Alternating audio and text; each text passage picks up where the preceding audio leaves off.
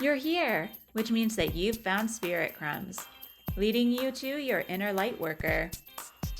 I will be sharing how these tiny little hints from the universe have led me to where I am today. I hope that by hearing my story and the stories of others, you'll pick up your own spirit crumbs along the way that will lead you to somewhere magical. Thanks for coming along for the journey. Let's see where it takes us. Hello, everyone, and welcome back. This is the big episode. Are you ready, Andrea?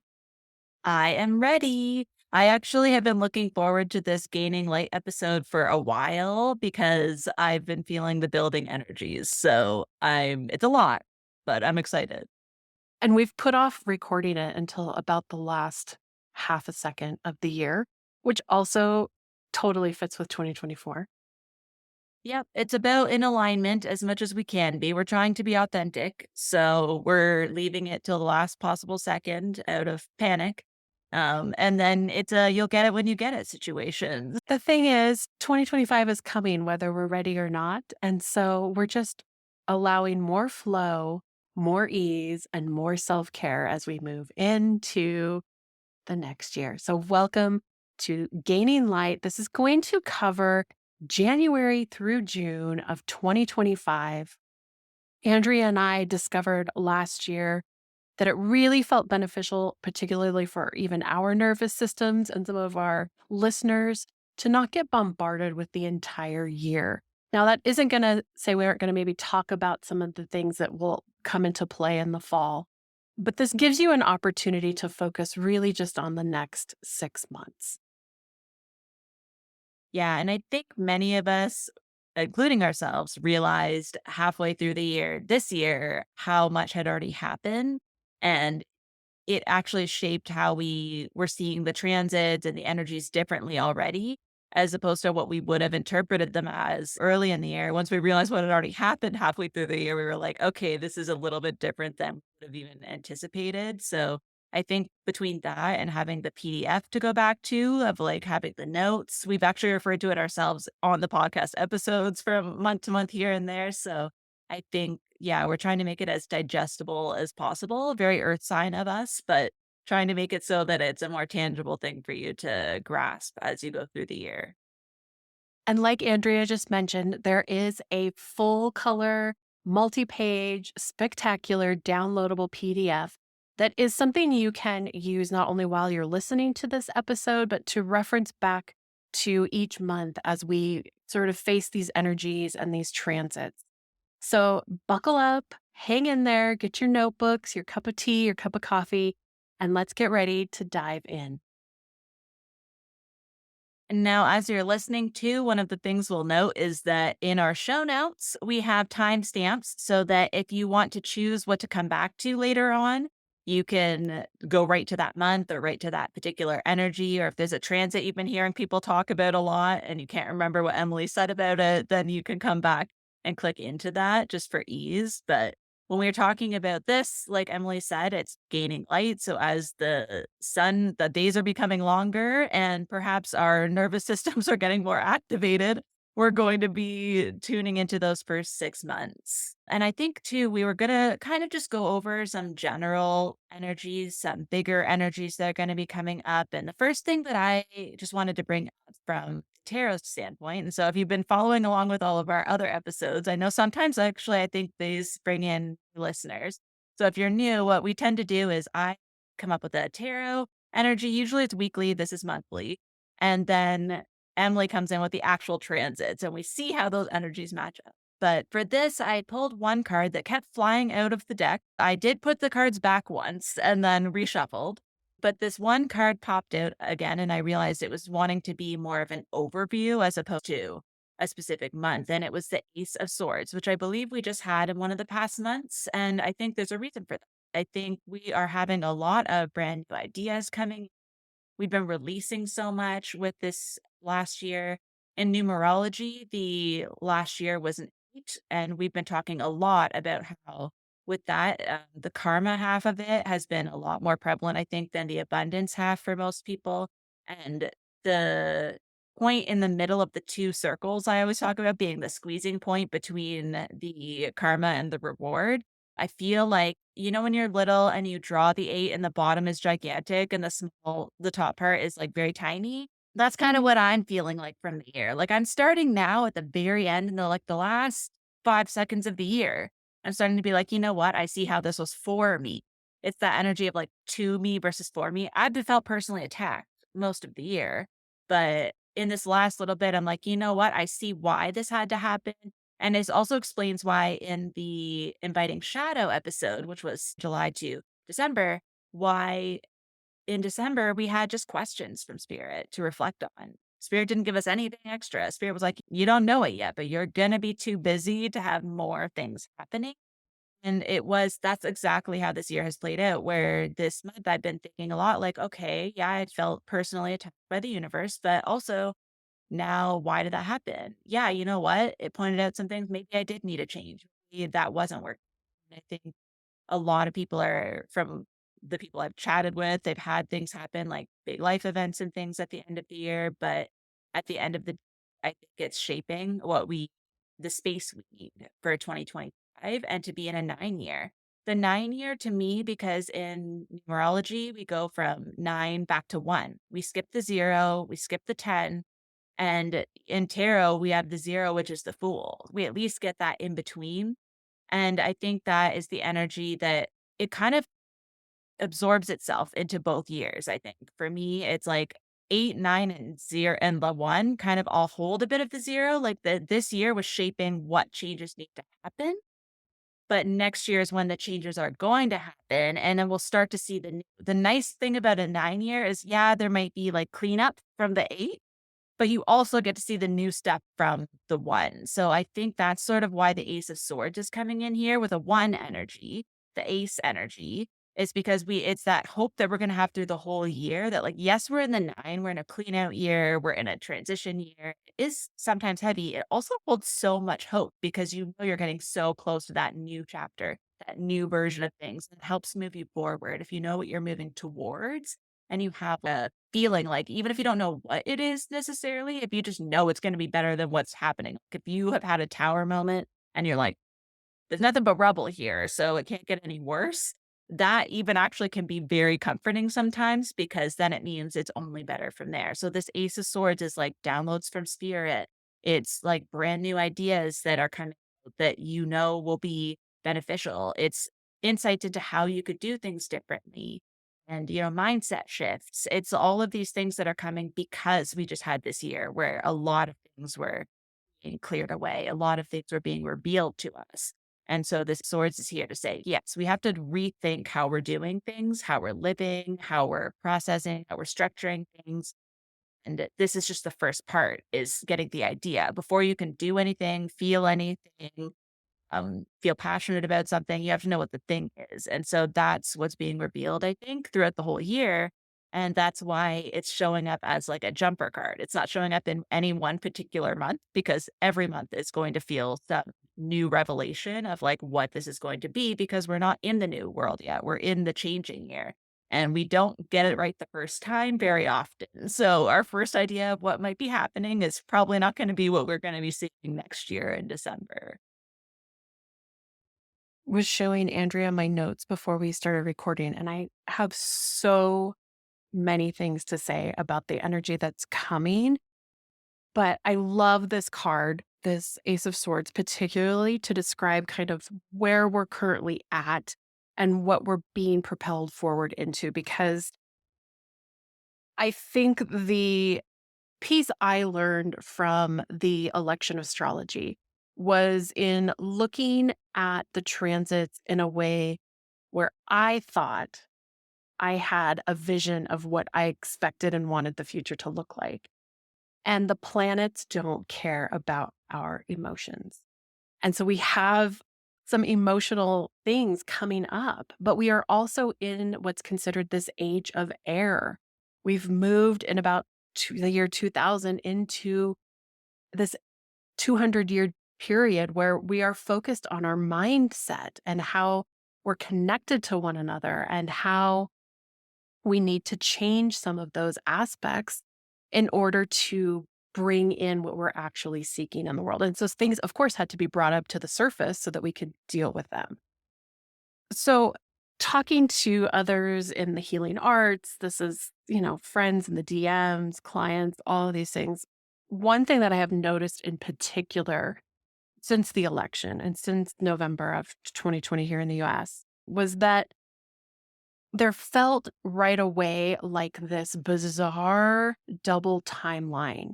Like we had either jumped timelines or that some people were describing it as collective grief. And I think there was definitely something in that as well. There was a feeling of denial, a feeling of anger, of sadness, of this can't be real, what's happening. And so we were dealing with that energy. But there's also this feeling, and my good friend Melinda put it into words just yesterday. She called it mass acceleration with timeline separation.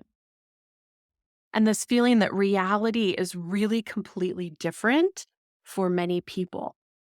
And this, I think, leans into that Ace of Swords. Like, where is your mindset? What work have you done to maintain your own boundaries, your own sense of self-care? What excites you? What is your joy despite what everything else is?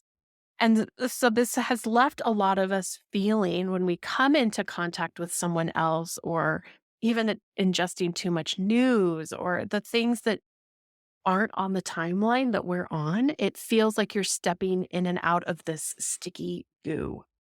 And that description it's like visceral because I think so many of us are feeling like this. We know things are happening. We know we're in a massive transformation, but we can't quite put our finger on it. And so, talking about the astrology coming in, this is a massive, massive year. And I don't want to put fear in you, but I also don't want to underestimate what can be coming. I don't want to downplay it and I don't want to sugarcoat it. So I'm going to really try and move through this information from a very grounded Taurus. Like these are just the facts. This is looking at what the planets have done in the past. Now, let's talk about why this is so monumental. We're going to have all three outer planets. This is Uranus, Neptune, and Pluto moving into new signs at the same time.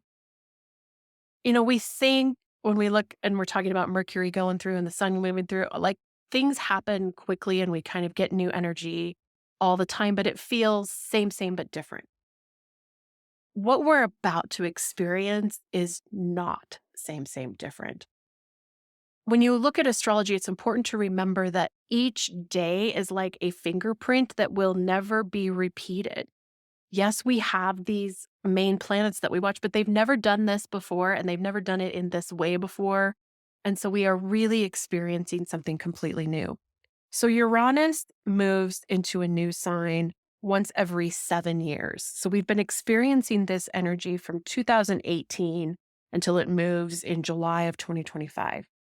Neptune moves every 14 years. So this is 2011 to 2025. And then Pluto, which will continue to beat to death because it is so monumental. It moves every between 14 and 30 years because it's not on a perfect elliptical orbit. So sometimes it's in another longer. But it has been in Capricorn 2008 until the end of 2024. So this is redefining what the next generations are going to look like. This is redefining humanity in some big, big ways. And 20 years, which is the amount of time that we're going to be experiencing, particularly Pluto in this and Neptune for 14, right? This is what it takes for someone to become full grown. Like you could have a baby right now who hasn't taken its full steps. And by the time Pluto moves again, they would be living on their own, completely out in the world. So this is where we get that feeling of like things just aren't that way anymore. And that's really what we're stepping into is this threshold of things are not going to be that way anymore. Now, another big deal that hasn't, I think, been talked about quite as much yet is that all of the inner planets are going to go retrograde. So this is Mercury, yes, Mars and Venus are both going to retrograde, and they overlap by like a mere 4 or 5 days between when Mars comes out and Venus goes in. Andrea's making a face, and I'm like, yes, that is the face of like, oh my God, this is a lot. We also have a lot of things triggering in new signs that are going to bring up aspects of aggression and things that have played out in terms of war. And I will talk about that some more as we get closer to those. But there are, some of these 84-year time periods that repeat, particularly with Uranus and Gemini. We had 84 years ago was the US's entrance into World War II, and 84 years before that was the Civil War, and we are now at 84 years. So there are things that transform our role in the world based on this timeline. So let's back up just a smidge. And I really wanted to talk just one last time. It won't be the last time, but I'll humor you with it about Pluto moving into Aquarius. And I heard on another podcast recently, and I thought this was such an interesting take, was that when we experience this shift, our collective view of what is constituted as horror or what is terrifying or scary changes. And if you go back in time, let's say Pluto in Capricorn, where we just came from, right? This was sort of the terror of the mechanics of civilization. We have these horror movies that are about like Squid Game and these things where you're being held to Hunger Games standards and you've got to survive the system. Before that, if we go back to, let's say, Sagittarius, this was a time where our movies and our collective mindset was about the foreign terrorist, right? The religiously armed, the people that were going to come in from someplace we didn't understand or recognize, and they were after us somehow. Before that, we had Pluto in Scorpio. This was serial killers, like the golden age of serial killers and cults and sex cults and these things that were hidden, and you knew someone that disappeared and vanished into some group that nobody talks about, like very scorpionic themes. And if you go even one more further back, Pluto in Libra, let's talk about the movie Psycho. The fear of the mother or the mental illness, the schizophrenia, this idea of what's happening within a family. There were movies about multiple personalities and who's who in a relationship and can you trust them? Everybody had to put on their best behavior. So these things are very palpable and very trackable. So Pluto moving into Aquarius, right? What are we going to be looking at? I think this is going to be a fear of what will AI do? Where are we going to have robots? Are robots taking over? And this sounds so futuristic and easy to laugh off in a very Jetson type of way. But also, I read a report the other day where AI was actually caught being manipulative. It was being deceitful. And so they tracked down the reason why it had done this. I had been trained to be helpful and uphold these moral standards. And another AI was not given those parameters. And so the AI that had to answer this really difficult question, but was asked to maintain these boundaries, had to make up something in order to adhere itself to that quality it had been given, where the other didn't, and it could answer truthfully. And so there are pieces here where we are having to examine, what does it mean to be human? What does it mean to have consciousness? What is consciousness? How do we separate ourselves from something that feels human-like? It's going to be interesting. And there'll be a lot of things. Like I said, this is over 20 years of playing out. The other aspect about this, we have Leo, which is the sun, but it's also representative of kings and queens and this idea of the CEO and movie stars, any of these things that shine and are beautiful. But now we've got Pluto opposite that. And it's like, how is this bringing it down? Are we going to have, of course, people in power? We have the CEO of United Healthcare already within weeks after Pluto transited. We also have this pushback on celebrities and what does it mean? And interestingly enough, there's an entire generation born between 1939 and 1959 where their Pluto is in Leo. This includes Donald Trump, a lot of boomers. And what is this ushering out for them in terms of what they've anticipated and expected? So there are a lot of exciting things coming with it, but Pluto is a much slower burn. We've had a lot of things happening and will continue to for this year, but this underlying energy is going to be prevalent. Now, we've had other conjunctions with a lot of air signs and things like Blade Runner and Atari and Nintendo were the late 70s, early 80s version of that. And then in the early 2000s, we also had a version of futuristic things kind of kicking in. So that's kind of what you can harken back to for maybe an example of what will be playing in the future. I love thinking about all of this. Like when you're speaking, I'm just sitting here like, oh my gosh, as much as I think in the past I've been more afraid of the change, but I think at this point I'm like, throw it on, see what happens. Who even cares at this point? It's got to change. It's not good now. So who's to say something else can't be better? And I think the other aspect that I picked up on that I wanted to cover for my overview is that I pulled mostly cups energy, which I was not expecting for this year. I thought it was going to be a mixture of air and earth, honestly, is what I felt because we had a lot of fire last year. So I felt like maybe that was the stirring up of stuff. And then I was like, oh, maybe we'll have some earth energy, some new ideas coming in. But I think the difference is what Emily's talking about and the shifts are happening. That's very much an air energy. It's got some fire with that Leo energy. There's a lot of that happening too. But I think how we experience it and how we process it is through the cups. And that's where I think like the fact that we were even like just before we came on here, kind of thinking like, okay, how can we best prepare people so that they can choose when to come back to this? Which we did in the past, but not to this level where I'm looking like, okay, it looks like on Spotify, the timestamps show up. So people need to know what's happening with Pluto. They can come in and look at Pluto. That's why I think AI plays into this a lot.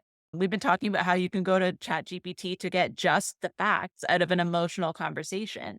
And I think that's where the what does it mean to be human piece is a lot of why I think the cups is coming up because it does make you a little bit worried about like, are these connections real? Like, I think the idea of catfishing, right? Like, who is even a person at this point? And I think that makes you think, am I not seeing things in a clear perspective? Do I need something to like take this emotion and see where it's coming from? Processing trauma is going to be a huge thing. Like therapy this next year, I think the fact that there's been so much brought to light, that's the karma part of the 8. I really leaned heavy into that karma piece when I was feeling into this year. I think that that has stirred up a lot. And I think that idea of like, who can I trust? People deceiving you, a lot of, I think the terms that's coming forward right now as I'm talking, not even from my notes, is discernment. I almost feel like I need to pause there just with that word. Like, intuitively, but also emotionally. And I think a lot of what people are going to be processing is who they thought people were. And, with the election, that's a big example. It's just realizing through a mirror of other people, even if you were on one side and then you see the reaction and you hear the reasoning from the other side, you go, oh, hang on a second. I don't believe we're ever going to be all in the middle. I don't think the world's meant to be like that, or we wouldn't be human if we were all robots. Right. And I think that's a big part of this energy. I think the problem that we're going to come up against for the next 20 years is going to be how far is too far. And if you think of Aquarius, bringing together community, what's best for everyone, there has to be a neutral. There has to be some people who maybe have to use AI to be like, these are the facts, what's going to benefit the most people, and then discuss it as humans. There has to be a neutral party. And if that's how we use AI, like we put in all the facts, we put in the transcripts, and we say, what can we take out of this? Put it in ChatGPT. Be like, how could this be beneficial? And then think about it. Is that beneficial for everyone? Who is that beneficial for? Like, those are the kinds of questions that I think is going to bring up a lot of emotions because I think we don't want to think of ourselves as bad people. I think that is the core of why people hold on to their beliefs so strongly sometimes is you don't want to admit that you were wrong because it means maybe you hurt people. Maybe your choices, your vote, your words have hurt people. But I think the apology is, I just got the term in my head very clearly from it kind of threw me off just now. An apology tour. Like, I think there's going to be very strong power in apologies over this year. We are human, and I think we need people on both sides right now. If it wasn't extreme, nothing would be changing. So, to be fair, even if one side is like maybe leaning more into humanity than the other, we need both because it's the only way to get a reaction out of people. And I think that's the problem. That's why Capricorn, our systems were built to benefit a specific person. And I think I'm going to look at my points now because I know this is tying into part of it where emotional intelligence as the ultimate strength is going to be more important than what we perceive as like the masculine intelligence and logic. Logic has not gotten us very far in terms of humanity.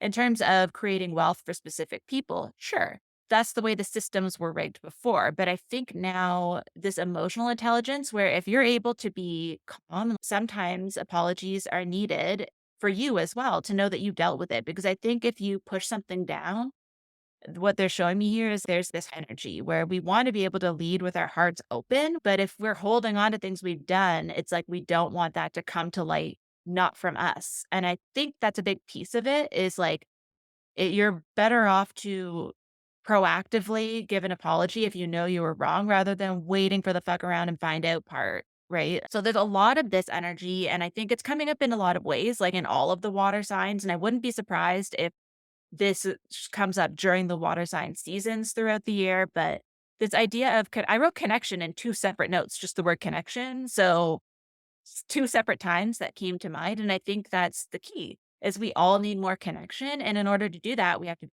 honest. We have to be able to acknowledge when we're wrong and we have to be able to listen. And I think the more people, that's actually something I've seen more often, little peaks of it, where when people listen, they can change their mind.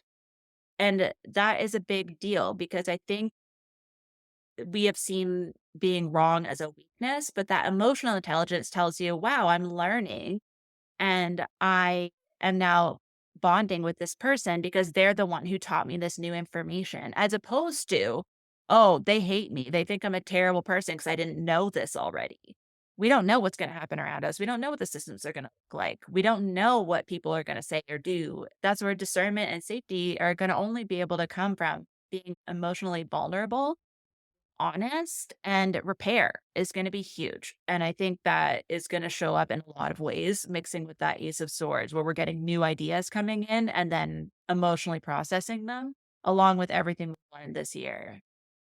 I am nodding like a maniac over here as you're talking about these things. And one of the pieces that came up so strongly when you were talking about the cups is this idea that, when we're talking about elements in astrology, water is emotions, hence the cups connection, but it's also not willing to move, right? Water will break down rock and make a canyon if rock isn't willing to move, or it can go around. It's going to come no matter what. And that's the point that I really wanted to highlight for you from that whole conversation about 2025.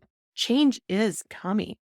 It doesn't matter if you don't want it, if you're afraid of AI, if you think we should put it back in the box. Like none of those things matter. It's already here. It's already happening. How are you going to adjust your emotions and your beliefs and your feeling about it? You can stand like a rock and wait for it to beat you down, or you can surrender to the flow and say, maybe I didn't understand, or maybe this is a new way for me to look at it and move with it. But it's your choice.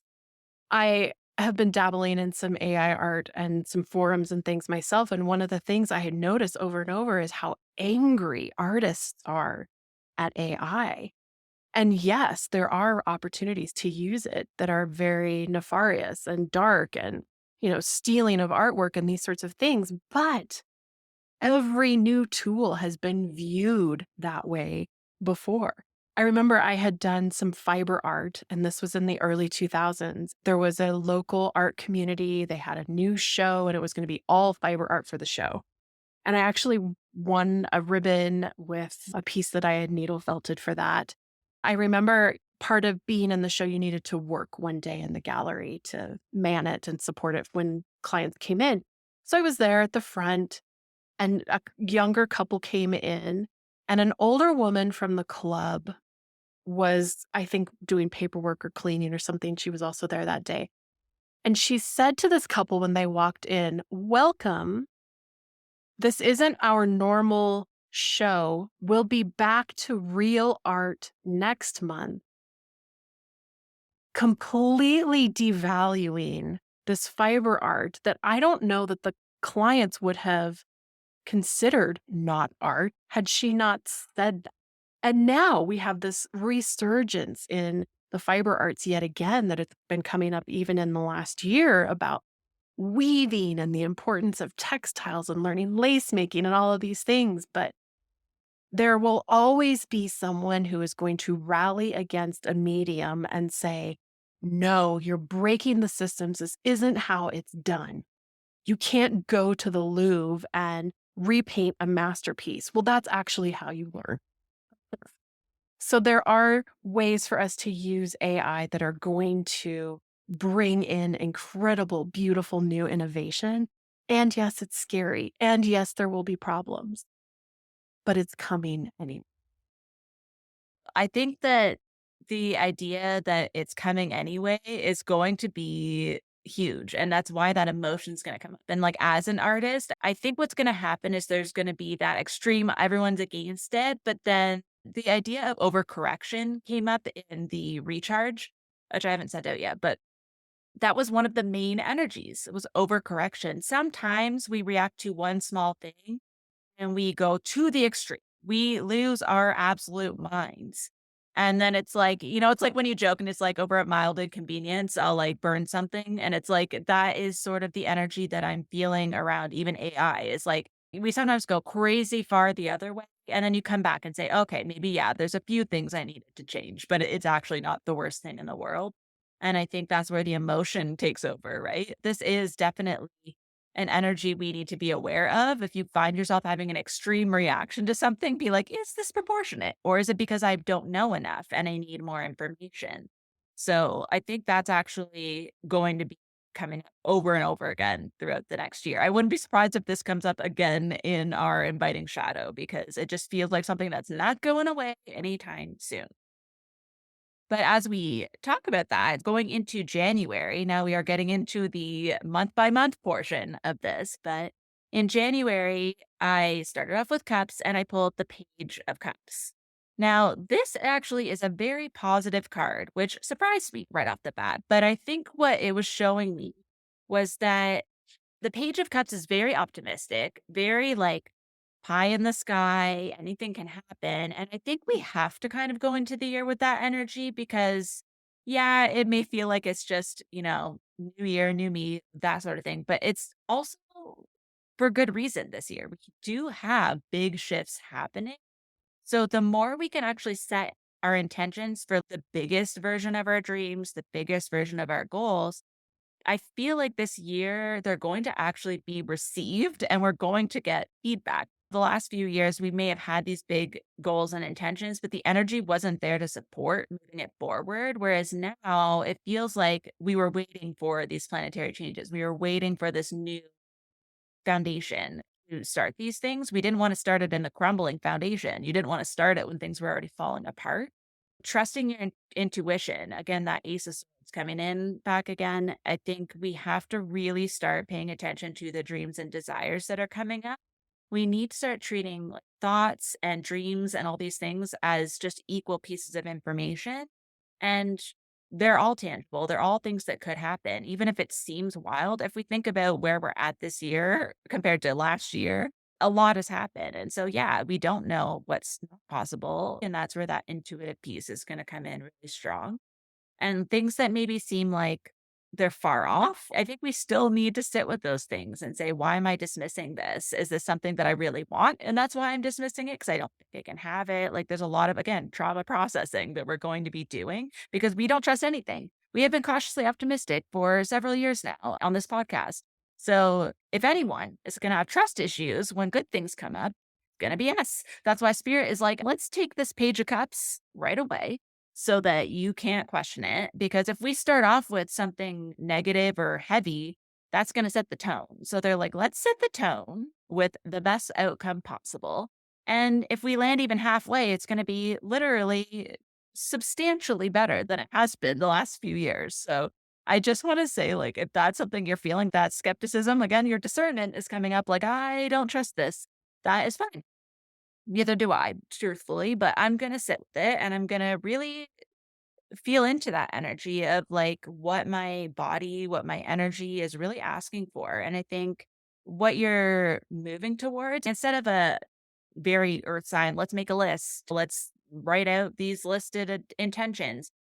I think if we actually tune into our daydreams more, we tune into the things we are imagining, that's more truthful than the things we're processing through our brains.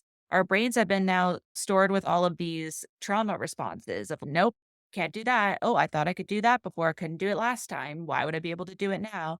But I think if we tune into those daydreams and where our brain goes when we're not forcing it into anything, that's actually gonna be very telling, and I think we're gonna need some dissociation this year because I do feel like there's gonna be some bumps in the road and it's gonna be difficult, but if we keep this energy of this, okay, it may not happen now, but it doesn't mean it can't happen.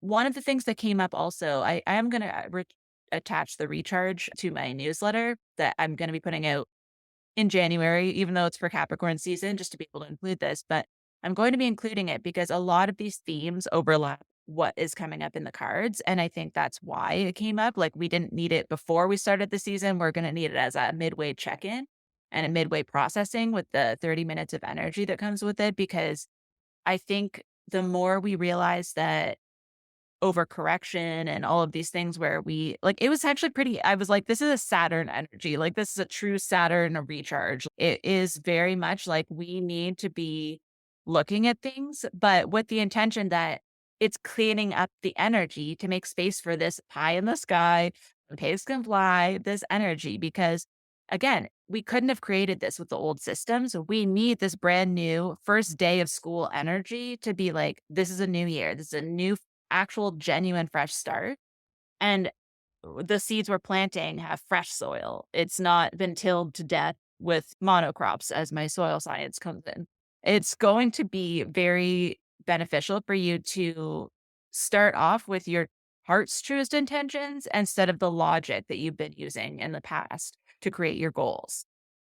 Now, the only other thing that I really want to note on with this is that because of the way things have gone the last few years, I have really pulled away from the idea of like manifestation and like that sort of thing because I'm like, nothing's working. This is just crap after crap. But truly, I think this is a case where it was just a timing issue. For a lot of the dreams that we've had, it wasn't that we can't do it. It is that we're now able to, that Ace of Swords energy is actually providing space where those mindset shifts, those ideas, those manifestations actually had the energy behind them to do something with them. If everything is changing, then why not be on the ground floor of something brand new? At this point, literally anything is possible. We've seen that happen. The reality that we're in, like we were saying, the timelines we're in are wild. And we couldn't have predicted this if we tried. So at this point, don't limit yourself either. I think the compass that's moving us forward is actually a lot more ethereal and a lot more about your imagination than it is about a checklist, honestly, at this point. But I do feel like this Page of Cups energy is coming in specifically to sort of prepare us for the why behind what we're doing and what we're moving towards, as opposed to what's currently happening. I like to just highlight here for one moment that January and February are a sort of joint build up to what is going to be a firework display in March that then we sort of deal with the rest of the year. So keep that in mind as we kind of go through some of these transits, because so many of these pieces interlock and tie into each other. And what I'm going to start with is the fact that on the first of the year, we still have Mars retrograde in Leo. Now, this is an exceptionally long retrograde. Mars is usually chugging along pretty fast. It moves into a new sign once every 6 weeks, about a month and a half. And it only goes into retrograde once every 18 months, so about a year and a half. So we haven't experienced this since 2003. Now, here's the kicker. Mars moved into Leo in late November. And now we're going to go forward into Leo, and then it went into retrograde. Now it's going to back through Leo, which we've been doing. And then on the 6th, Mars is going to retrograde into Cancer. And we're going to be retrograde in Cancer till the end of February. And we're not back out of Cancer and Leo until June 17th.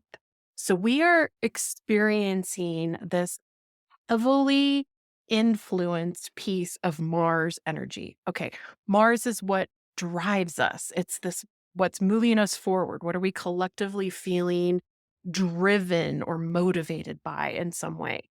And what's interesting with Mars, particularly in Cancer, because we're almost done with Leo, so I'm not going to focus so much on it, but this feeling of hypervigilance, protection at all costs, and this feeling of like, we know something's coming and we're going to prepare for it, but we don't know what it is. So we're going to get security systems on high alert. Everybody armor up, everybody get their guns, everybody keep the illegals out of the country, like deportation. All of these things are part of it. And what's interesting is we're retrograding back into Cancer. We're revisiting some of the energy that we experienced September through November.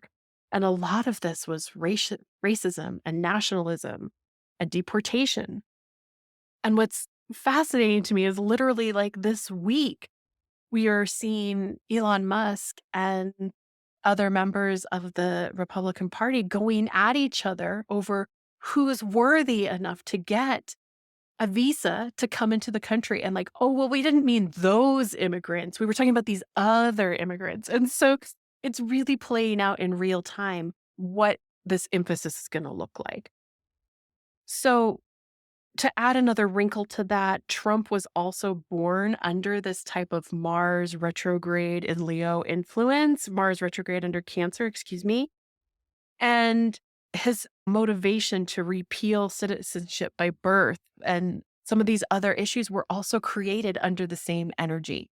So it's ironic, not ironic, that these are the themes that are coming up. So is really leaning into emotionally, like nothing is ever controlled enough. What is safe enough? Where is your mindset when you feel afraid, when you feel worried that things are going to get taken away? And what is the reality? This is, I think, part of that air/water that is coming in, these waves of, am I safe? What's the reality? But what am I being told I'm supposed to feel? All of these things are playing out at the first of the year. Now, January 10th is a beautiful and stellar full moon in Cancer. I actually show it being the 13th. Apologies for that. There's a lot of dates this month. But that's a really lovely moon when we start to move into some more of that Cancer energy and highlight some of that energy. On the 8th, we're going to have Mercury moving into Capricorn. This is going to add that layer of, wait, I need to fact check this. What's my discernment telling me? Let's get down to the nitty gritty, right? Capricorn wants to make a spreadsheet. Let's get it figured out and we can move on from there. So collectively, we'll be there. Now, a really big part of January's energy is the North Node moving into Pisces, the South Node then following by moving into Virgo. For the last 18 months, our eclipses and our collective kind of past karma, future karma, these things have been in the Aries Libra. This is who's in charge versus what's better for the group. Some of these emotional pieces. And we're moving into this dynamic that's really much more about rational versus surrendering to the daydreams, just like Andrea was talking about. Now, our first eclipse, when it plays out in March, and we'll get to that, is going to still have a little bit of the Aries influence left over. But North Node speaking, this is where we're really going to be leaning into what does our intuition tell me when I think I'm safe? I can look out the door and know I don't have a baby at the door with a gun, like I'm okay. Versus what are some of the systems and some of the day-to-day routines that have been put into place to make me feel that way? Like, am I changing what news I'm digesting? Am I recognizing that I need to step into new versions of self-care to regulate my nervous system? How can I support myself through this? This is going to be a big theme for the next year and a half. So something to keep in mind that's playing out in the background. On the 19th, we have the sun moving into Aquarius. This is going to really bring, I think, a new emphasis to that Aquarius energy because it's the first time we have Pluto there also highlighting it. So is that going to also ramp up some of the fear? It's entirely possible. This could feel like a little bit a more unusually unsure time. We also have Uranus going direct. So it's been retrograde in Taurus and it will go direct on the 30th. Now, there's one other aspect I want to talk about, and it's on January 20th, which is ironically the same day as the inauguration here in the US, and it's a Sun Pluto conjunction. This is a moment where the Sun and Pluto occupy the same spot in the sky. It is in Aquarius, right? Like the Sun's barely moved into. There's all of these aspects happening, and this is a feeling of power. Usually the sun is connected to Leo and the feeling of letting that superstar shine. But now we've got this new energy coming into play with Pluto. So is this a burn down, a takedown? Does it? I don't know. It's going to be very interesting to watch the second half of January because I feel like there's pieces of dominoes getting put into place that when March hits are going to reverberate and fall in some way. That's super interesting how that plays out. Like we have that, full moon energy that maybe is a little bit more of the Page and Cups, a little bit more positive. We have that Pisces energy, definitely feeling like the Page of Cups energy. So it is interesting because we're continuing with cups for February. And I pulled the Six of Cups. And now the energy doesn't feel as good as it normally would if we were able to pull these cards. So for the Six of Cups, it's a lot about nostalgia. And I think because six also brings me into the energy of harmony and finding the love in the situation. I think sometimes if we spend too much time looking back at how things were, we're idealizing it. We're saying, oh, it was so wonderful. But then we ask the questions like, for who? And was it really that great? Or did I just have blinders on to what was happening around me? But on the other hand, sometimes we do need to look back at the things that were bringing us joy. And we need to look back at the things that maybe we have lost sight of or things that we forgot we really were connected to. And a lot of that brings us into inner child energy. And I think that is going to be another piece of that compass I was talking about before, where it's going to be something that helps us see the direction we're going in. I think we do end up reverting back to a lot of the things that came naturally to us as children. So the fact that we've been talking about like daydreams and leaning into those Pisces themes of like what feels intuitively right to us, a lot of it is going to bring us back to things that felt good as a child. Maybe not for everyone. Maybe some people, it could be a 50-50 split because like I said, sometimes we look back and we're like, maybe things that were idealized really weren't that great. But even if it's past relationships and things. I think even things that have to end because the timing is different or you've outgrown something, you can still take the good things, the things that kept you in that, and look for more of in the next thing. And I think we still take pieces of our, like, we can't choose to just delete pieces of our history.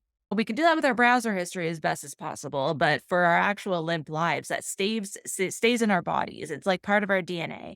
And so if we can learn to really harness the pieces that were really good and look for more of that and use those as like the compass and the beacon, I think it's actually going to help us to start to, as a collective, see the direction we all want to go into. Because if we all are having similar things that are being valued more, like I think in a capitalistic society, art for the sake of sharing is not valued. And I think that's where the celebrity is having a downfall. There's a lot in capitalism that was about who makes the most money and how blockbusters, you have a weekend to basically say whether you pass or fail. And I actually rewatched The Holiday for the fourth time this last little while. And that's one of the scenes that really stuck out. And the fact that Arthur, the older gentleman, he was blown away at how many movies open in a month. And he's like, back in the day, only a couple would open in a whole month, whereas now every weekend they're fighting for just whether they basically make it or they don't. And I think that is what has taken the joy out of creating. And I think that's where we're leaning back into. It doesn't mean that people aren't going to make a living. It doesn't mean that people are going to have to mass exodus, leave all of the arts in order to make a living. It just means that they're going to be valued differently and that it's going to be hopefully some of the arts like the crafts, like what Emily was talking about. I think the debate between art and craft has been ongoing for as long as I can remember. And I struggle with it because as a printmaker, it's like, okay, what am I going to do in a gallery setting versus in a market? What am I selling at both? Am I selling the same thing? So how do I decide? But I think when we're feeling into the Six of Cups energy, we're leaving the Page of Cups in the complete pie in the sky. What is my biggest dream? And we're starting to see, okay, where do I start? How can I look at like one thing I used to enjoy that I can start bringing back into my day to day? Or like what patterns are coming up in my relationships that need to be healed, that are really going to be beneficial for me to tackle now while they're coming up. And I think we have the habit of being like, I'll deal with it next time. But it's like, why do you want a next time? Why do you want to hold on to that for another cycle? This Ferris wheel energy has come up in a lot of other months where it's like you can either get off now or you might get stuck at the top, right? And I think these are the kinds of emotional moments throughout the year, this like cups water energy that we're going to have to actually pay more attention to and treat them like facts, treat them like tangible things that need to be dealt with in order to move forward. And I think it's something and I think for this, the biggest message I was feeling into is leaning into relationships and projects that maybe could just have a new life, things that like maybe in the past you didn't connect on a great level with someone, but if you're thinking about them a lot, it doesn't hurt to reach out and be like, hey, I really want to have a tea with you, a coffee or something.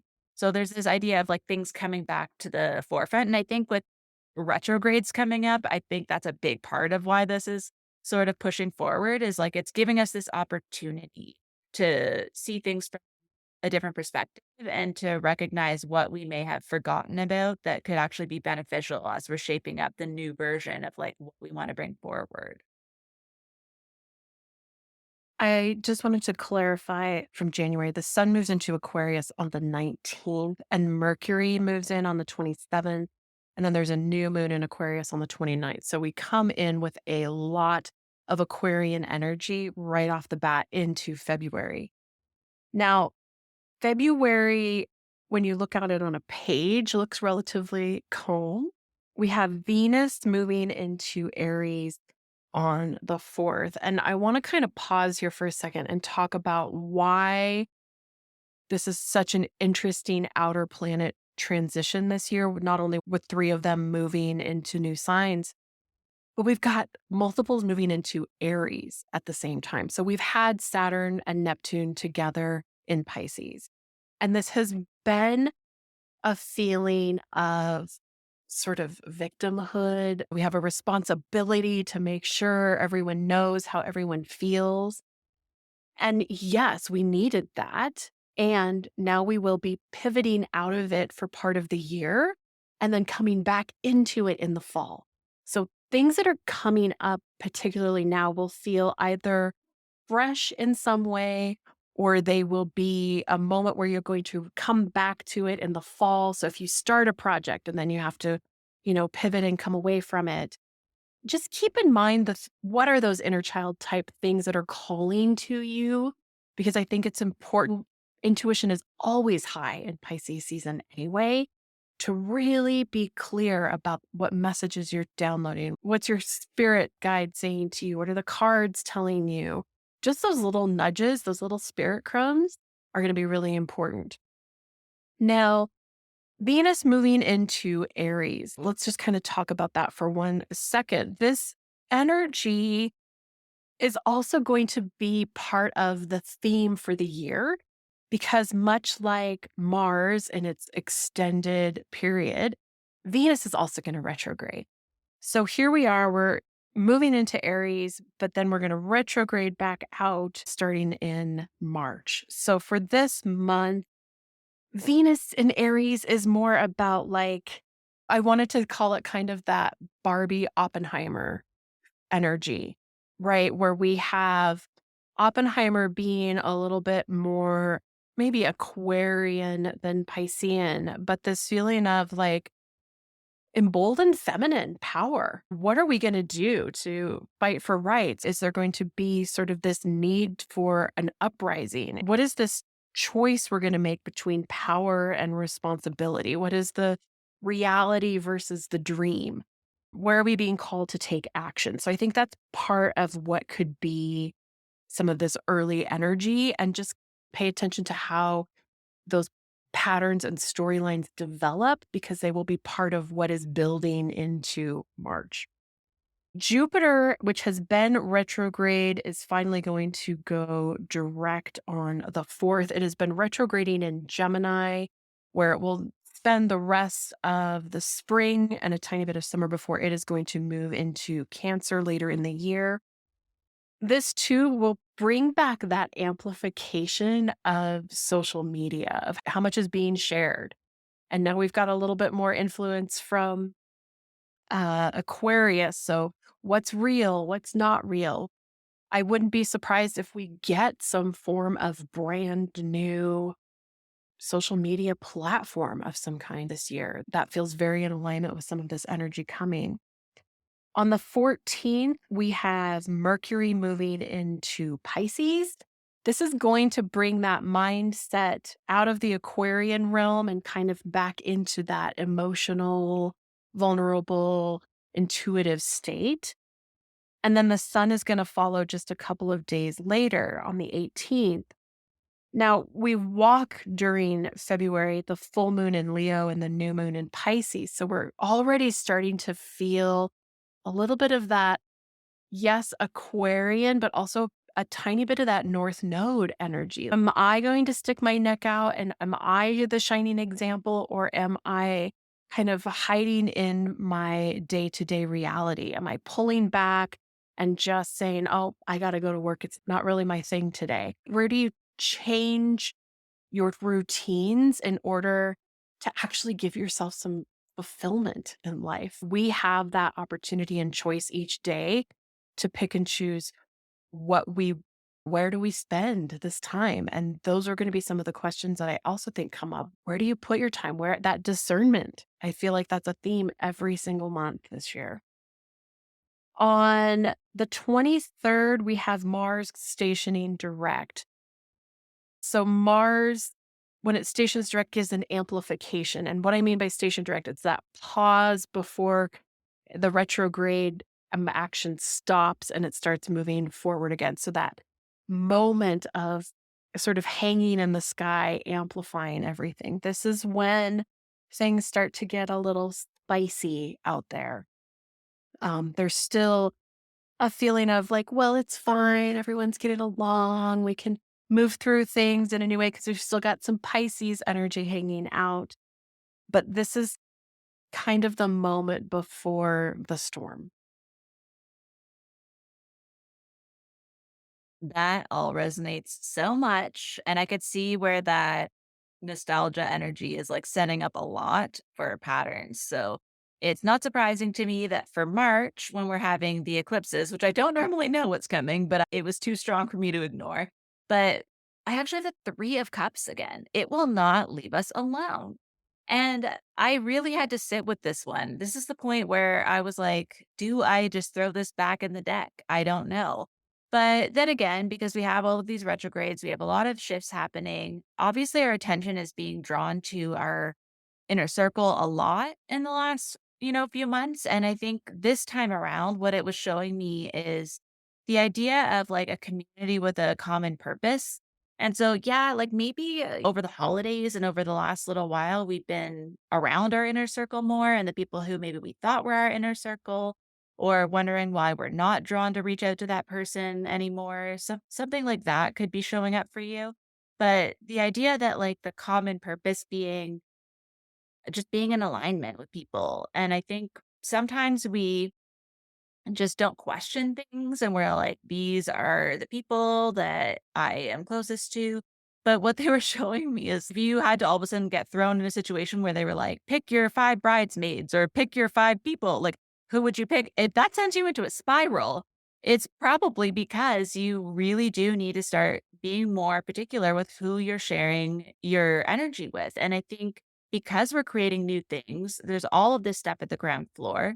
I think if you're someone who has felt like you're just sort of like lost and flailing, maybe it's time for you to have your own voice and to start something new.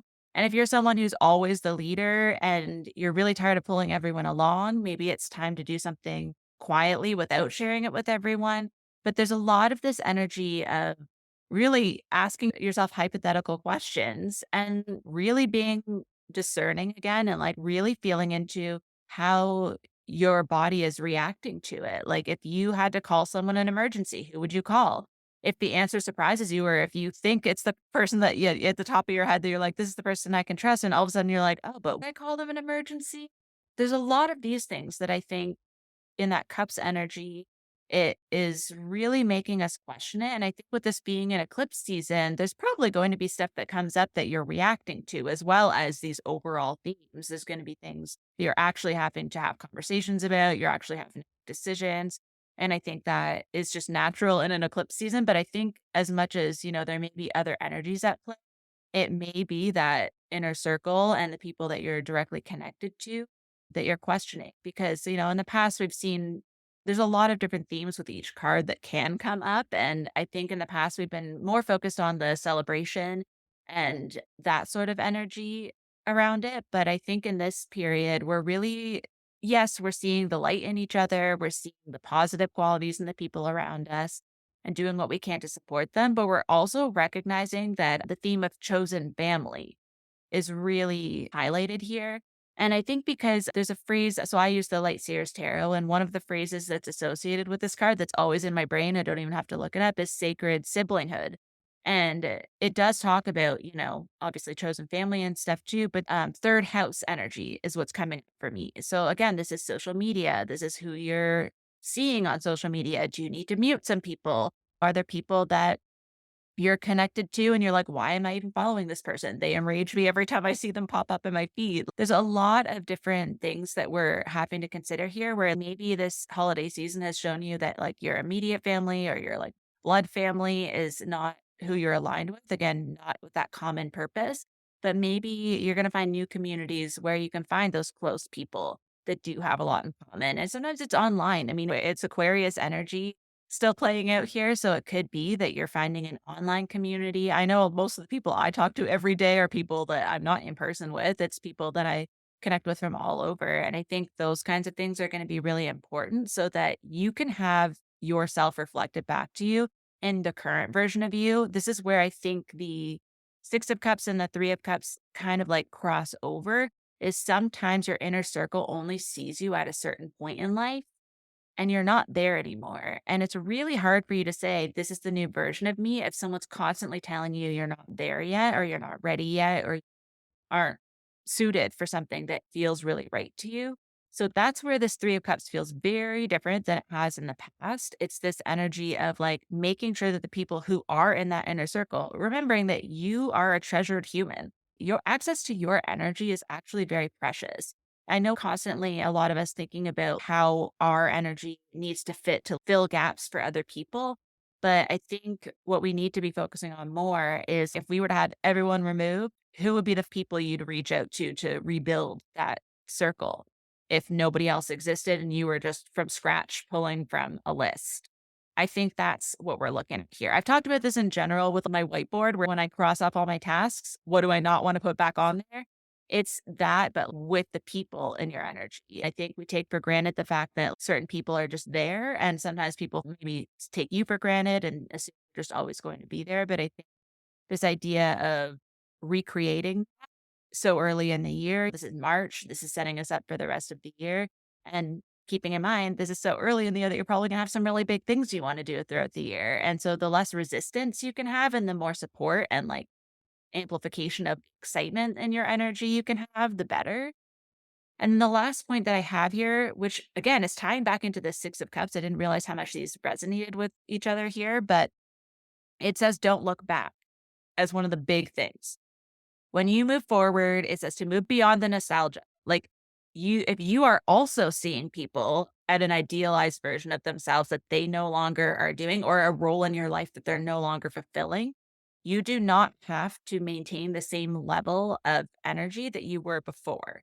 And just an acceptance we have to get to. Acceptance was another theme in the recharge now that I'm thinking about it. This I think is very tied to this energy. So make sure to check that out if you're needing some energy healing as well around these themes. But the acceptance that some people are maybe having different intentions than you, again, going back to that common purpose that we're trying to have, and that maybe you are outgrowing them, or maybe people have outgrown you, and you just have to accept that, they're going in a different direction. We all have different purposes in life. Again, this common purpose seems to be coming up a lot where everyone has their own big picture thinking of what their beautiful life would look like. And there's nothing wrong with any of it. We kind of need people go striving for different things on this earth. Otherwise, we'd have no one in whole sectors of the earth. Like we'd have no one making money. We'd have no one, making art. We'd have no one doing the caregiving. We need people who have different intentions, but it doesn't mean we necessarily have to be ride or die with people with completely different intentions because what you view as good and exciting is very different from what they're going to value. And it's that value system that's at the core of that. So, again, just going back to the main theme of this with the Three of Cups, if your value system is at the core of like who you keep closest to you, really think about it. Like, do you actually share overlapping values with the people that have access to your energy on a regular basis?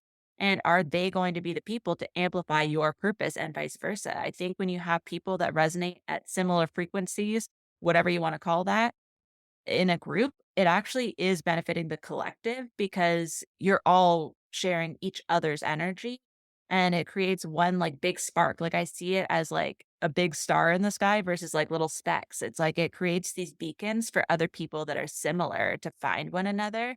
Whereas if you're getting constantly diffused, that's the word that's coming up, like, and you're having your energy diffused by the people around you because they're just not seeing it in the same way. It's like when you tell someone you're excited about something and they're like, well, how are you going to make money at that? And you're like, that wasn't even my first thought. I just assumed I'd be supported by the universe doing this. But thanks. It really does kind of squash and make you rethink it. So that's just a really probably eclipse based energy that's going to be coming up where you may need to eclipse people in or out. But I think that's where that discernment and that nostalgia from the Six of Cups is really going to start to find the balance in who you're spending time with. I really highlighted when you were talking the words don't look back, acceptance, and common purpose. Because to be perfectly honest with all of you listening, I have a hard time putting into words the energy of what March of 2025 is. It is unlike anything we've seen.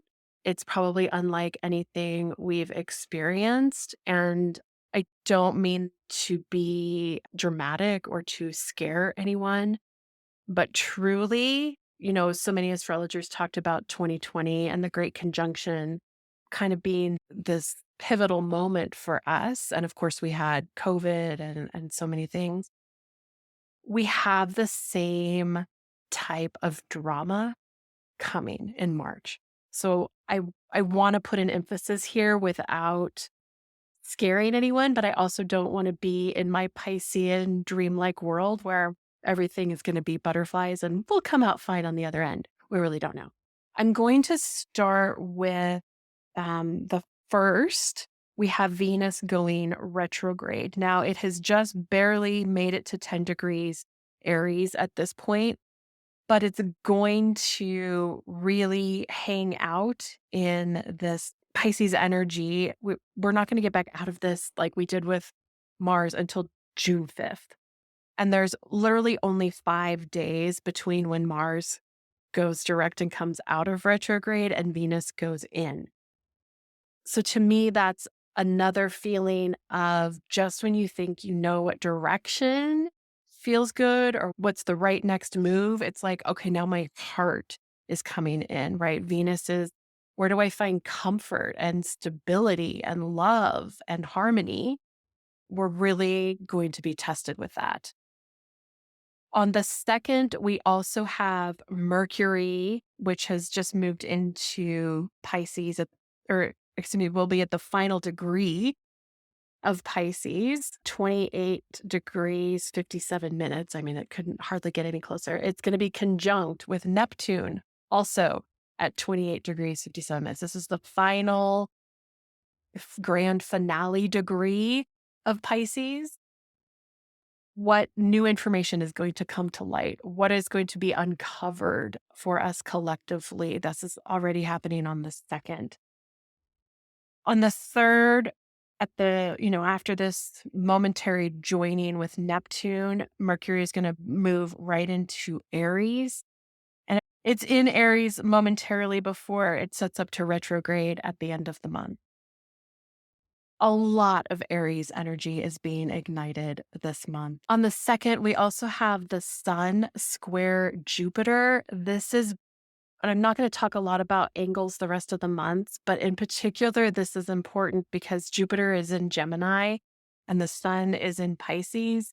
And so this is a conflict of truth, a conflict of what is reality and what information is being spread and how do we believe it and where is it coming from? It's almost an overwhelm between I just want to escape into the things that feel good and I'm being over inundated with things that don't make sense, that things that feel like they're coming out of left field. That Gemini energy, while the twins are beautiful and can change their mind, it can also be quite chaotic.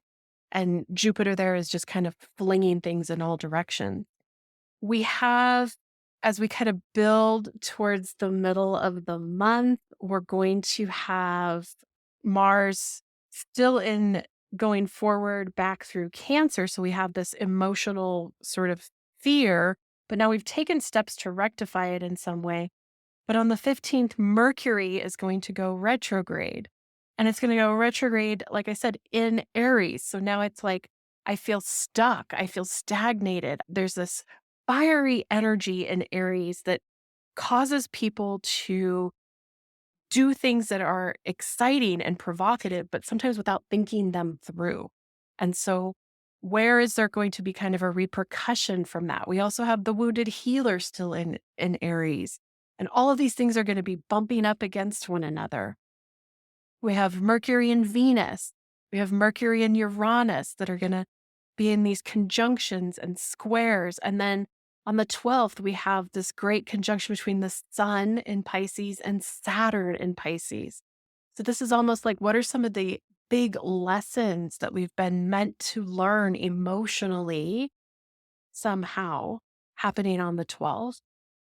We have then the Sun conjunct the true north node in Pisces. So again, another hit of what are you missing? Where can we bring light or clarity to the fog, to the things where, like you said, where I thought I could trust in this situation and I no longer can. I thought I had emotional security here and now I don't in some way. It's a very emotionally tumultuous month. And I think it will actually be because of things that are happening in the world. One of the podcasts I listened to was talking about the last time we had some of this energy, right? This Venus and Mercury both being retrograde in Aries at the same time. The last time we had it was during Hitler's last 2 weeks when he was hiding in the bunker. Like, what things are crumbling on the outside. And yet you're like holding on to this dream, this idea of like, well, no, someone's coming. Someone's coming. And it's like, no, it's literally kind of burning to the ground. There's a feeling when we have this much Aries energy too that affects, in particular, this Venus in retrograde in Aries hasn't always been kind to China and Russia. So there are a lot of geopolitical moves happening this month.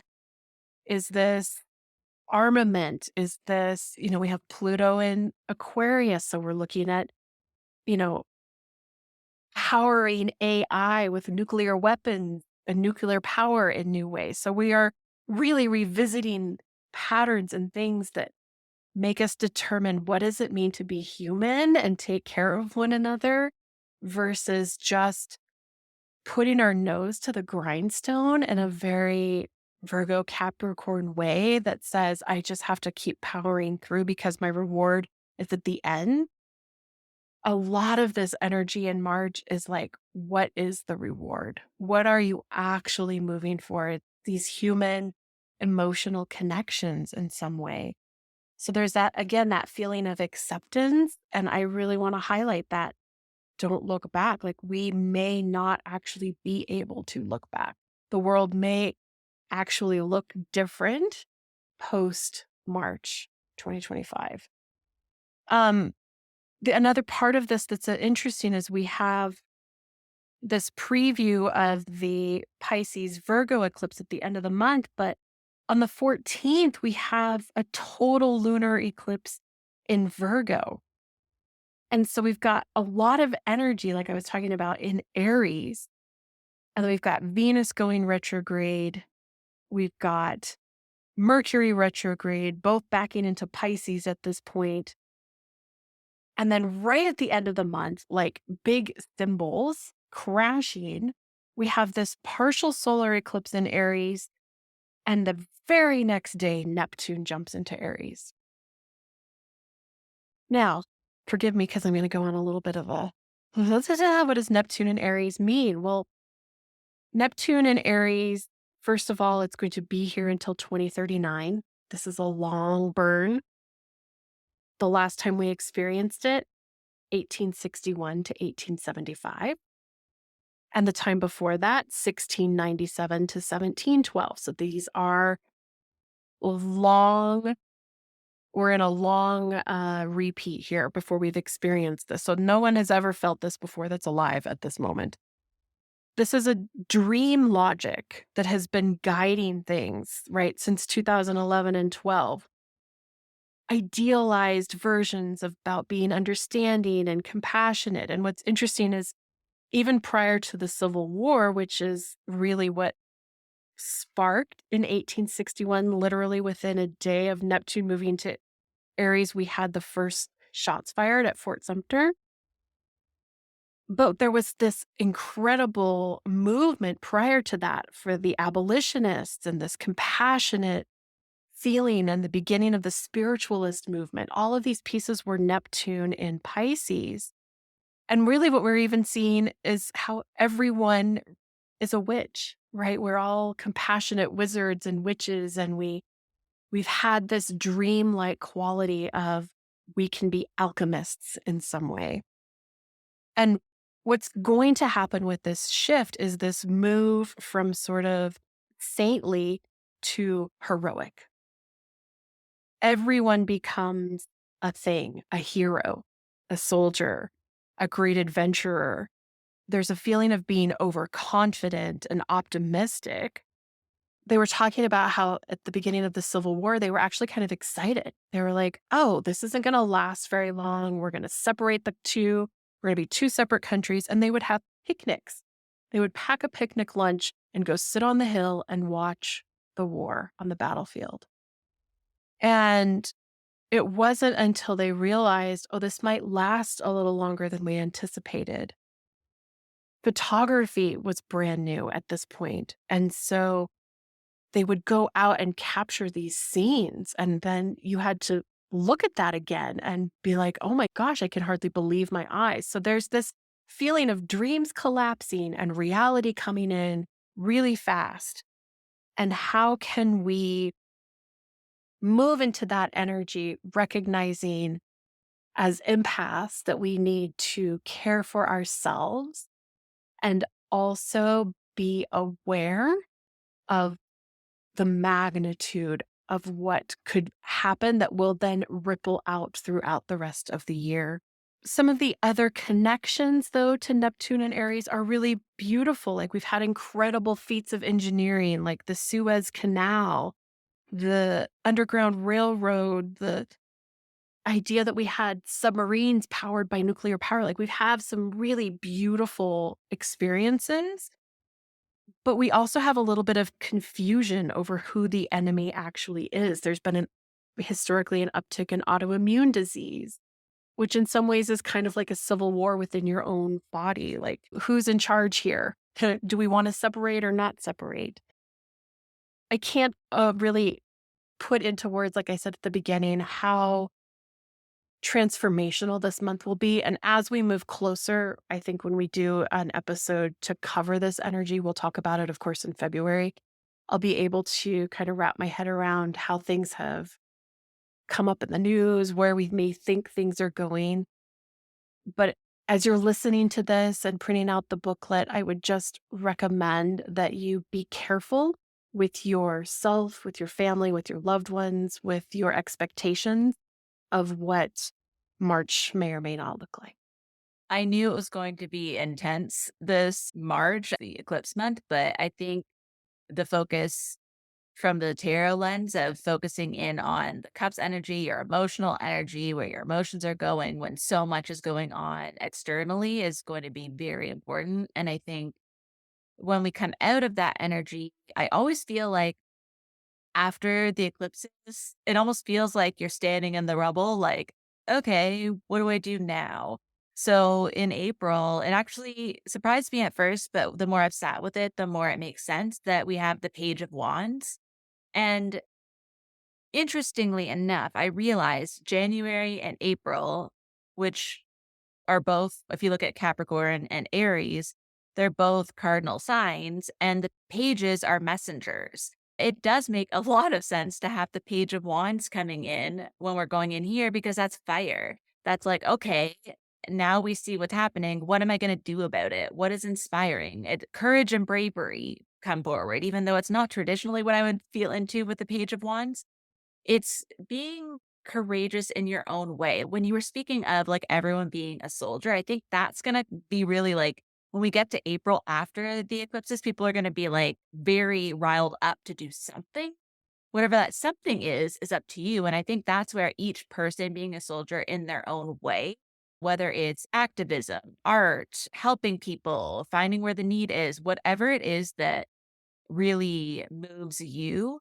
I'm seeing it as like people are going to be in different camps. I'm almost seeing like the like Harry Potter, the sorting hat, and like people are going to find their people, and that is going to be continuing the intention of the shared purpose.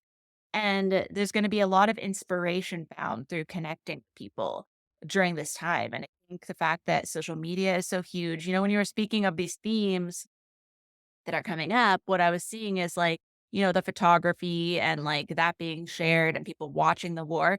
There's a war on TikTok right now, whether or not we're going to have TikTok, which is primarily where a lot of people find actual feet on the ground coverage of what's happening. And drones are also really huge right now. There's so much questioning around drones right now, which is like our newest sort of photography method of being able to get that footage from really close without like harming ourselves. And I think there's a lot around that has creative energy to it. So yeah, we may not be all running into war, but the idea that we may find a lot of inspiration on the other side of it, because when you see something fall apart, you go, oh, okay, so it doesn't have to be like that. What if I did it like this? Maybe now is the time to try this new thing. And I think there's a lot of synchronicity that's going to be coming in. And I think there's just a lot more people that are seeing the signs when they come up. And I think that's how a lot of people are going to be connected, just following the next thing and then finding those people that are also on that same journey. But changing seasons also sort of like does something to your body just as a human naturally. So I think as we go into spring, we're also like having new energy. We're seeing a change. You can almost smell the air differently when it comes into springtime. So on the other side of this rubble that we're dealing with from eclipse season, we're also seeing the positive energy of like anything's possible. There's a lot of creativity, there's a lot of inspiration that comes from this. And that Page of Wands energy is very much doing that. It's like bringing in this new, fresh energy and fresh air into our and into our mindsets of like, yes, we've been maybe feeling very heavy. There's been a lot of cups energy up until now. There's been a lot of emotional processing, but it's like in this Aries energy, you almost feel like you need to do something. And again, everyone's going to have their area. Everyone's going to be in their element. That's, I think, where I was going before with that sorting hat. It's like the four elements instead of the four houses of like where your energy needs to be best put. If you're somebody who's really good with communication, we're going to need communicators. We're going to need people who are willing to help people figure out self-care. We're going to need people in all these areas, and this inspiration might start to come up and shape how you're seeing the possibilities. It's like we start the year very hopeful and open, like there's so many things that are possible, but this is where it starts to actually narrow down to like, okay, this is what I can focus my energy on. I need something to be a spark. And if we're all doing that work of like finding where to put our energy, that is how we're going to find people with a similar purpose. But I think anything can really be a catalyst. So being very open to information, being discerning, and gathering and collecting feels like a very interesting energy here. I can almost see people like bookmarking a bunch of things or like collecting materials and like finding different things that could be resources for later. And even like combining different modalities, different mediums. Like there's a lot of like mixing up that's happening in this energy.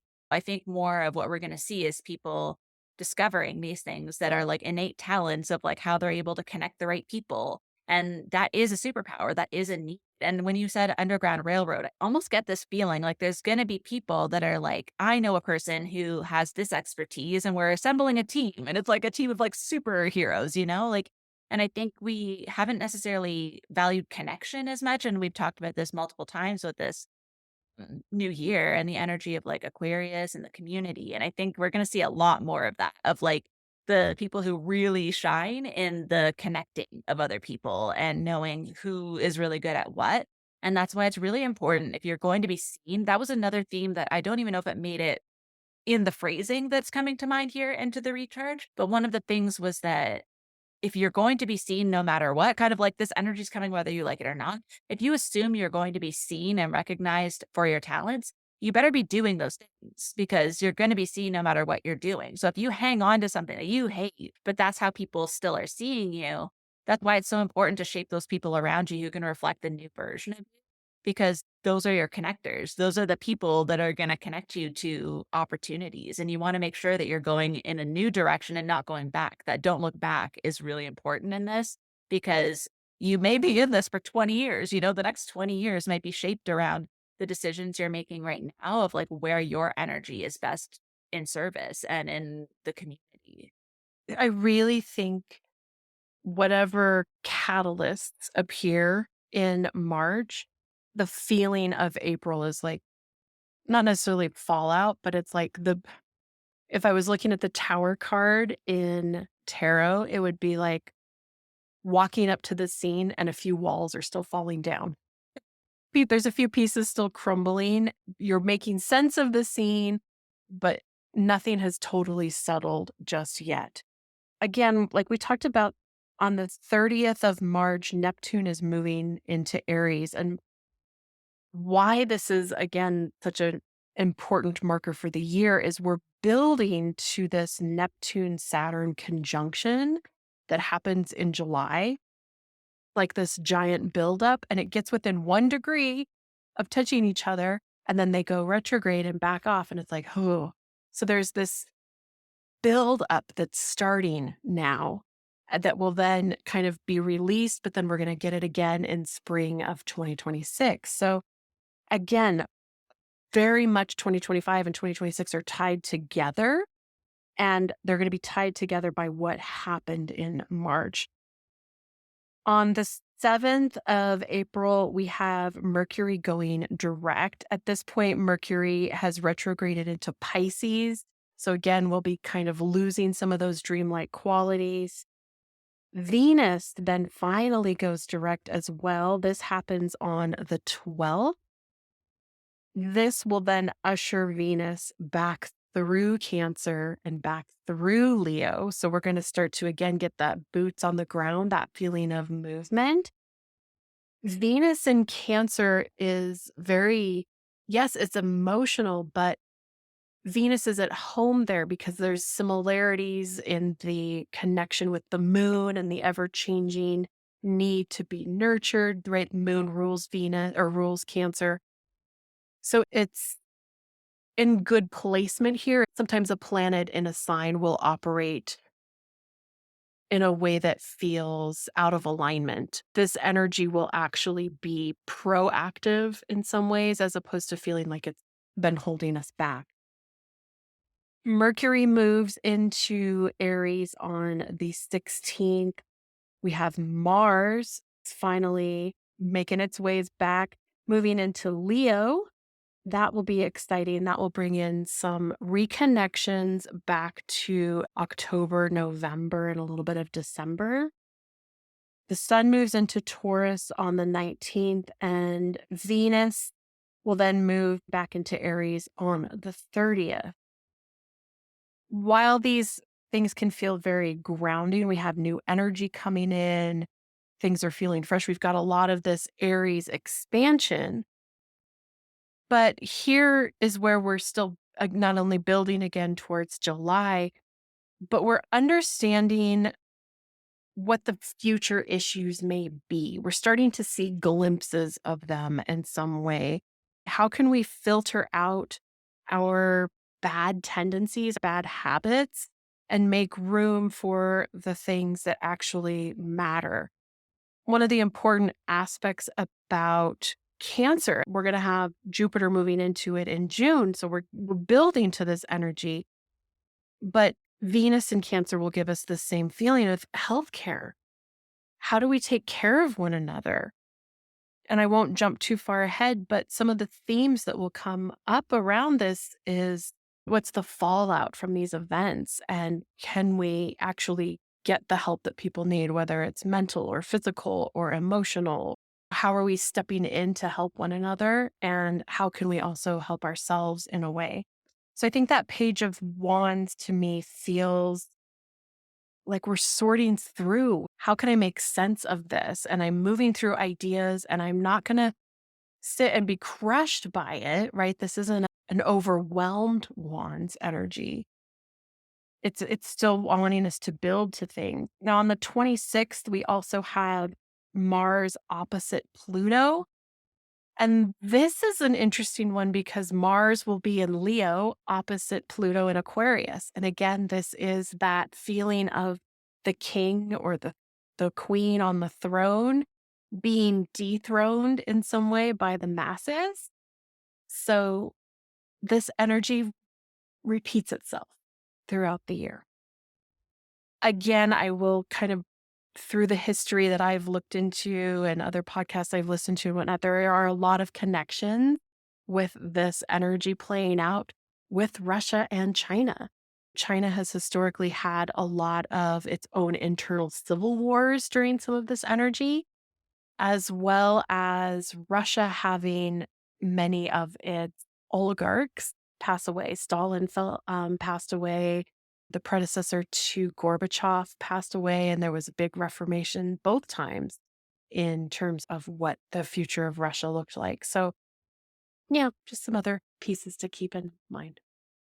Yeah, that's a lot of big energies. I actually was interested when you were talking about the Page of Wands and the piece of it that I didn't bring up that actually is very, to me, energetically connected to the Page of Wands is the excitement about research. Like sometimes you just really get excited about gathering. That's part of that gathering energy that I think I didn't quite like feel into the first time, but we need those people, the people that are doing the deep dives, the people that are actually pulling up all the information from the past. I feel like it's similar to the way that, like, when you're talking about the current energy, Emily, you also are looking at the last time this happened.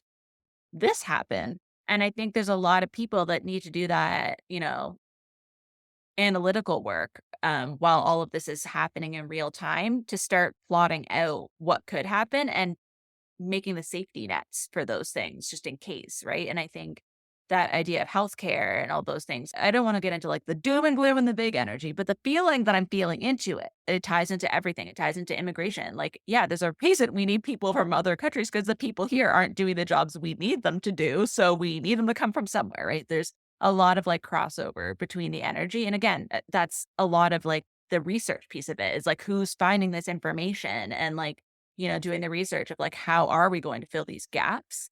And I think that's where the studies need to go. And it's interesting because then we get into May and it's back to cups. We only had that one little reprieve in wands and we're back to cups here.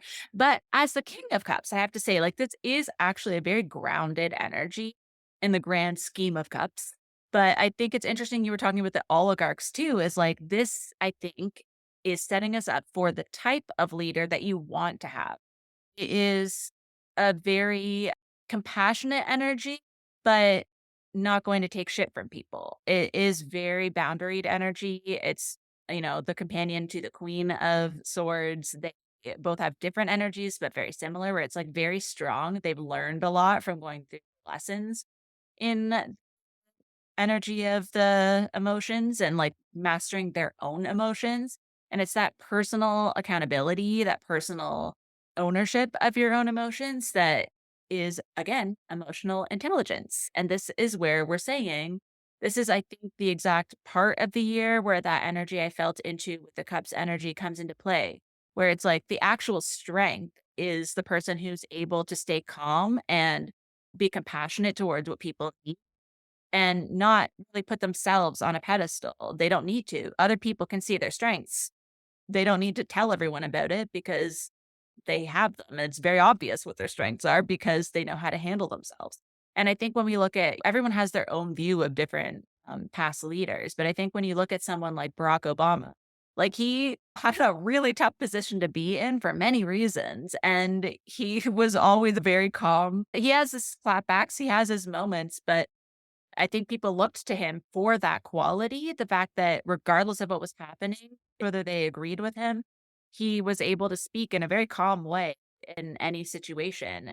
Again, regardless of how people felt about his actual politics and decisions, he was the same person. He showed up the same pretty much regardless of what was happening. And I think that even though we kind of forget that sometimes because the society we live in doesn't value that as much. They want to see action and big shows of machoism and stuff. And it's like, at the end of the day, where is that getting us? Who is that helping? And I think that's that fall of celebrity you were talking about, like that Leo energy that you're talking about. I think this is the turning point where it's like, actually, strongest person in the room is the one who's able to keep calm under pressure and still make decisions. And I think because prioritizing your own well-being is going to be important. Protecting your peace is a phrase I actually have in my notes here. And I think that's part of it is like we all have to be the master of our own emotions. We have to understand what our triggers are. We have to understand who triggers us. And that's why I think in the eclipse month, that focus on your inner circle was so important because, you know, it does impact the way if you are around someone, family or otherwise, who triggers you constantly and you can't get clarity in your own mind, it's not going to benefit anyone. And I think this is going to play out in the bigger picture of who's in the cabinet, who's chosen to be in power, who's in the judicial system. That's sort of where this is going to play out externally. But it takes that one person being the first person who's really strong to be in that heart centered leadership, which I do think is a Leo trait when it's in its best light.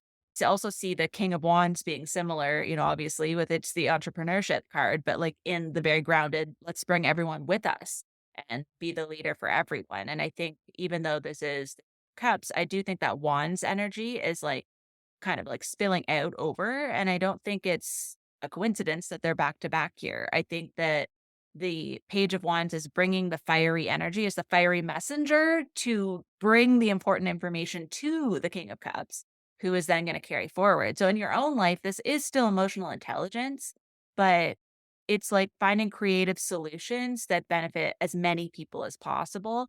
it actually brings forward to me a lot of like the professions that we value, like lawyers, doctors, all those things. But it's like the do no harm piece of it is what I think has been forgotten by many leaders, is that it's like at any cost has replaced do no harm. And I think that's where we're going to see bigger shifts happening. When it comes to yourself, though, just sitting in your own energy and really making sure that your nervous system is very calm before you make big decisions. And yes, you have to feel the emotions, but you have to wait till that cycle is kind of finished.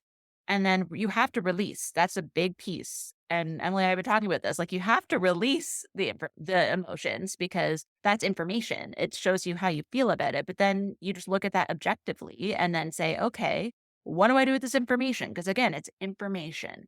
And I think that's going to really help. Those inner check ins are going to really help you make decisions from the inside out instead of like the external in. And it's going to actually shape how you're impacting other people. Because if you're the example and you're not rattled and people can't get to you the way they used to, and your boundaries are really strong, that actually gives other people that template of what they can do in order to not react and see that, oh, that is, and again, this is the difference between the fiery, I have to show how powerful I am versus, wow, that's so powerful. This powerful, crazy, wild person that's so out there can't get to that person. I feel like that's actually the true superpower. And I think that's where we're going to start to see it.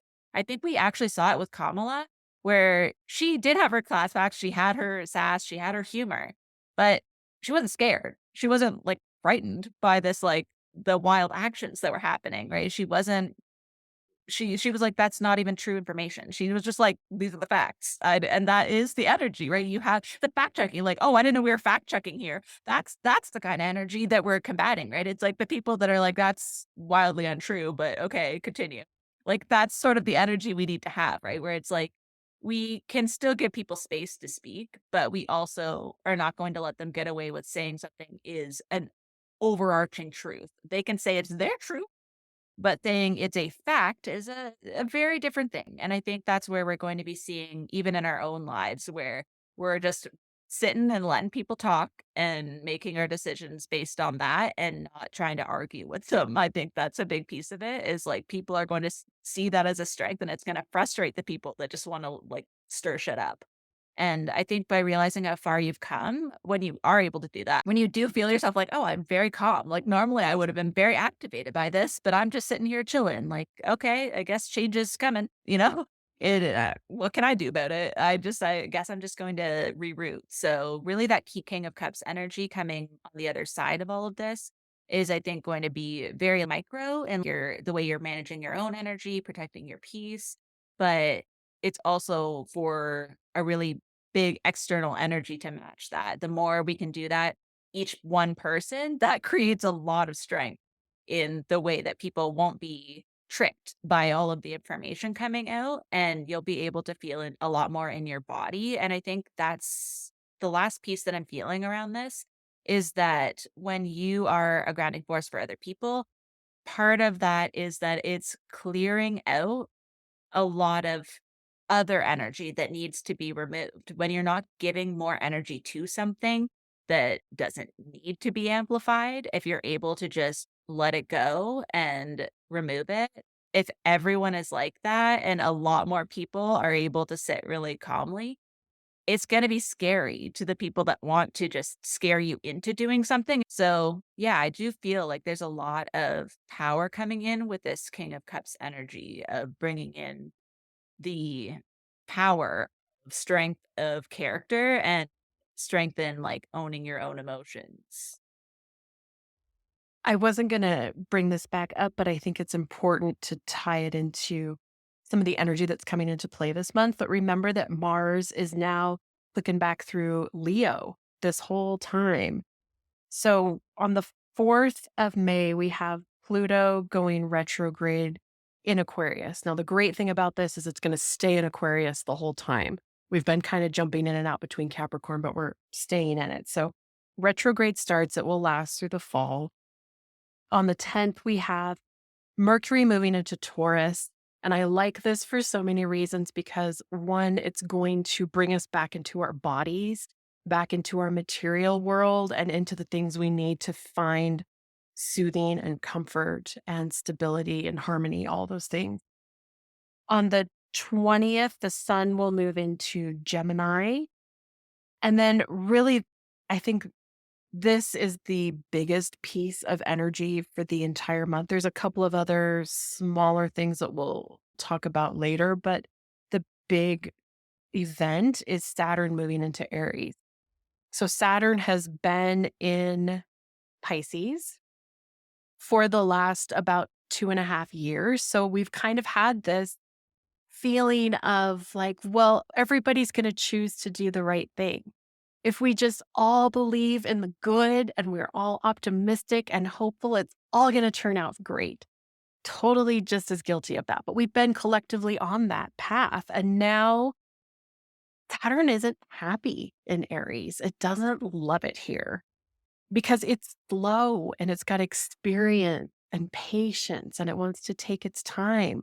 And Aries is all about fast and youth and spontaneity and that naivety that can sometimes lead us astray. So, exactly like you were describing, that energy of like, prove it. I'm going to jump, prove that it's not right. Consequences don't count for me, they count for other people. And so, the last time we had Saturn in Aries was in the late 1990s. And one of the, of course, big highlights to that era is, of course, Clinton and his sex affair with Monica Lewinsky and how she really was, now we can look back and see, the victim of so many pieces at play, but was used as a scapegoat. And so, okay, the narratives are changing, the stories are changing, and the old stories don't work anymore. We're going to build up to this sort of new idealization, this new version of reality. And then it actually hits, and we're like, oh, wait, but not like that. He didn't mean it just like that. So if you are in your late 20s, chances are you are getting ready for your first Saturn return. If you are in your late 50s, early, almost 60, you are also experiencing a Saturn return. This is a moment where you really have to look around and say, okay, where it's a little bit of a gut check. Am I going in the right direction? Did I pack the snacks?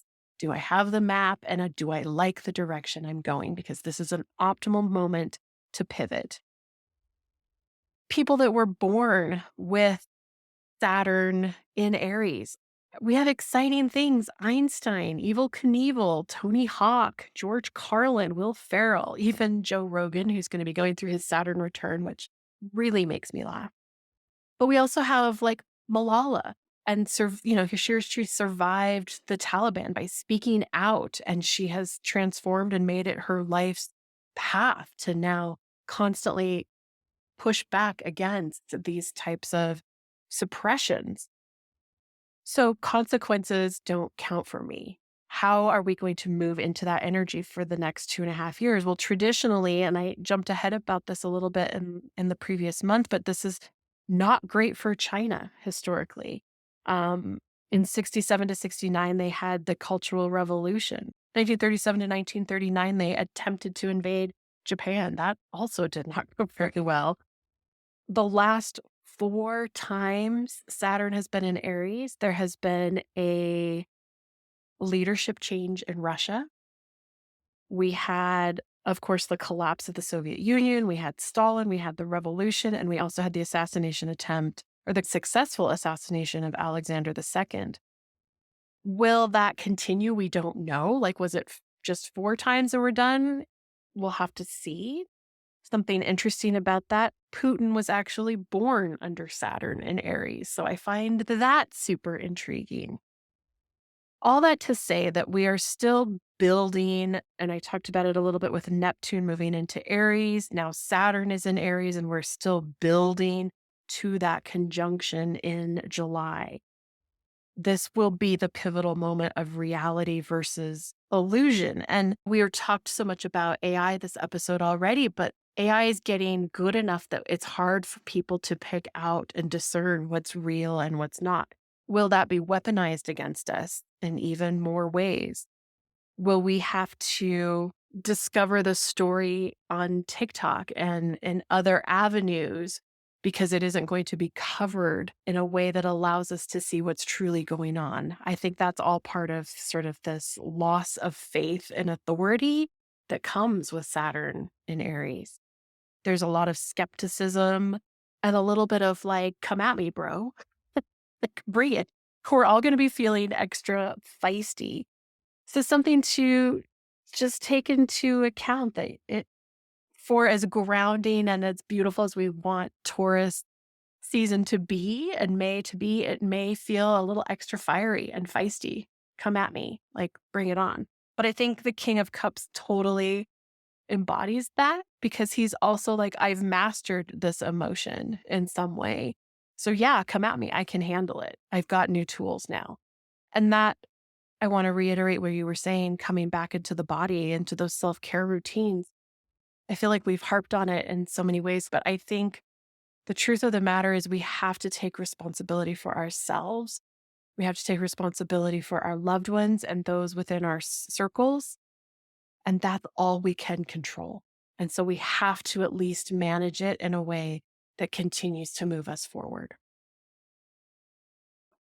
That's a really powerful reminder. And it's funny because even I've been looking at the months but not thinking of like the season that we're in when I'm looking at it. And I think the fact that the King of Cups is coming up in Taurus is like definitely amplifying that message around like the body. And the one piece that just came in afterwards was that a lot of that energy that I was talking about, like clearing in this, like when you're realizing, like, oh, I can let that go. A big piece of the clearing in that energy is also making it so that you are able to feel your intuition in your body again, that discernment in your body. Like we're doing a lot in the mind all the time. There's a lot of that energy happening, but this is that return to like feeling in your body where you can like, I feel it in my bones that this is right for me, or I can feel it in my body that this is not right. And I think that is going to be part of that really strong leadership is the people that are more centered in their own energy are going to have that innate sense of like what is the next step and what is right for me. And then I do feel like going into June, I felt kind of hopeful at this point, but I felt also like this seems like just a turning point, is what it feels like. Because what we got was the very last card in the tarot deck, which is the world, number 21.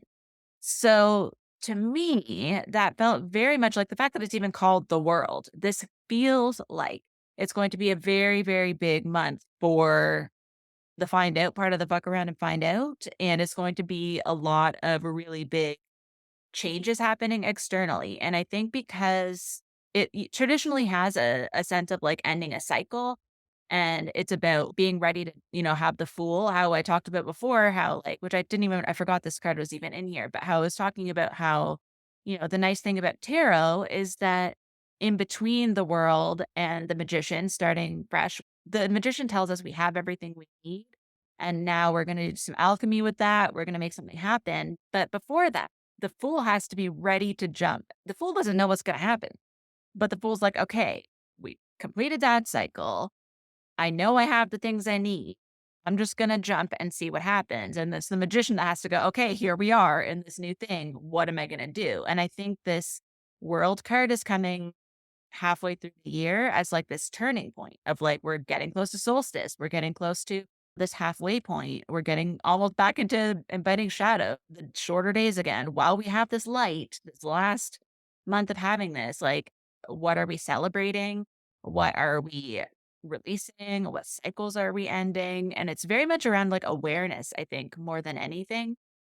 The 21 is like the 2, which is very much like receiving. It's got like the feminine energy to it. It's also got partnership there. But the 1 is the new, right? You're very close to that new. You know it when you're at the end of a cycle that there's something new that has to start. And then together is a 3, which is the Empress. It's creation. It's the bounty. It's like seeing what you can do with what you have. So I do think it's like a regrouping as a collective and individually. I think by summertime, we do tend to start looking at like, okay, what's the rest of the year going to look like? You got to, again, bring everything you have. What have I used up? What do I have left? What do I want? We have to really reevaluate. And I think because we may be trying to breathe a new energy in, we also have to see life as a whole. I think the world encompasses all, and then we have to sort of see like everything we've been through and what areas of life maybe have been neglected because we were fighting fights over here, we're fighting battles in one area and kind of ignoring another. So keeping in mind that love and happiness also needed to be cultivated. We talk about a lot in terms of the harvest cycle and the earth energies. We tend to follow that pattern of what am I harvesting? What am I planting? What am I caring for? But I think we don't always include our own satisfaction in that. We are looking a lot in the past in our capitalistic society and that like Capricorn energy that's, floating away a little bit. That's kind of where we've measured success. Love and happiness doesn't just happen. We have to like make that happen. So I think this is a good turning point in the year to start being like, okay, there's chaos happening, but at the end of the day, like Emily said, you can only focus on your own energy and what's around you. And even in the worst of times, there's still people having picnics, watching a war. You have to make the best of what there is. And really, it is, if you think about it, a really fascinating time to be alive. And so taking time to step back, looking at the world as a whole, we're at the end of this really huge cycle. Like, if you think about it, what Emily's been saying all along is like, this is a huge year. Outer planets are changing. This is new generations being shaped. So this world card coming halfway through the year is not by accident. This is like, we are literally changing. This is the end of the entire tarot deck. We've been recycling the same old cards. We've never had this card come up. And the whole time we've been doing this podcast, I've never had this card come up for one of our readings. And I think it's because I take tarot very seriously. I take the energies very seriously. And I always am willing to investigate the same cards again to see what's new, to see what's coming up. But this is saying like, we've done a lot and we need to actually scale. Sometimes you do need to zoom out and be like, the world is crazy. Like I've had so many conversations. My Nana is visiting over Christmas time and we've been asking her questions about different time periods. She's 88. She's lived a lot of life and she's seen a lot of things, but she keeps up. Like she has a tablet. She texts us. She uses Facebook. She's Sagittarius. She wants to learn the new things. She wants to know all the things. One of the things she says to me regularly is that she didn't have the best opportunities in life for schooling and things. She had to help the family and, that was the focus. But she had someone say to her when she was young, it was, I think, someone in the school in her early teens, and they said to her, I want you to promise me that you will learn something new every day.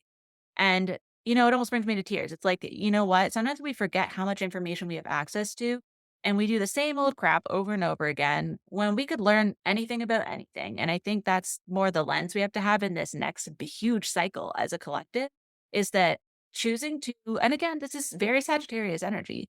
It's like choosing to believe the same thing just because it was repeated to you over and over again. That's not impressive. That's not moving people forward. That's recycling again, old crap. And it's not that everything's crap. We can't throw the baby out with the bathwater. We've said this many times before. There's still positive pieces. But again, it's that nostalgia card. It's going back to that Six of Cups of like, what pieces are we moving forward with and what are we not moving forward? Like it's an end of a cycle. It's a good time to let stuff go that we don't really need and to start reevaluating. So as much as like, yes, we've been kind of just surviving, honestly, the last while, this is our new opportunity to say, this is a brand new cycle. We can go with the flow if things are feeling good, but we can also take a leap and take a chance on something new at this point. And we'll be in good company because there's a lot of people who don't have a choice, who, careers are being taken away. There's layoffs happening. There's industry's changing. It is a great time if you're going to try something new because chances are there's someone else who wants to take that leap with you as well. And so I think on a really small level by yourself, if you're just looking at this energy, really try to look at what has come full circle for you.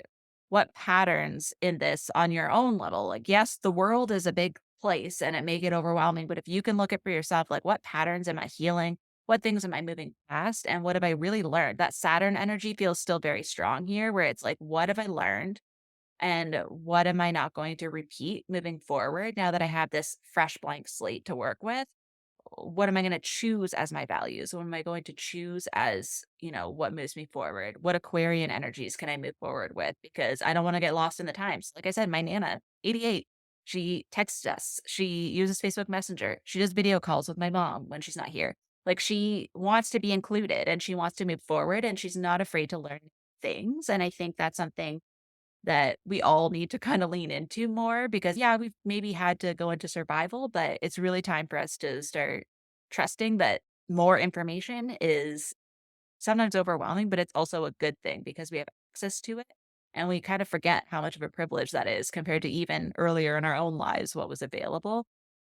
That's a lot, but it just felt very powerful. Like it's, again, micro and macro at the same time. It's like looking at the world. This is going to be a big pivoting point, but it also can be for yourself. And you can also be like, wow, I'm alive in this time. What would my spirit me have wanted me to do in this time? Why did I choose to be here now?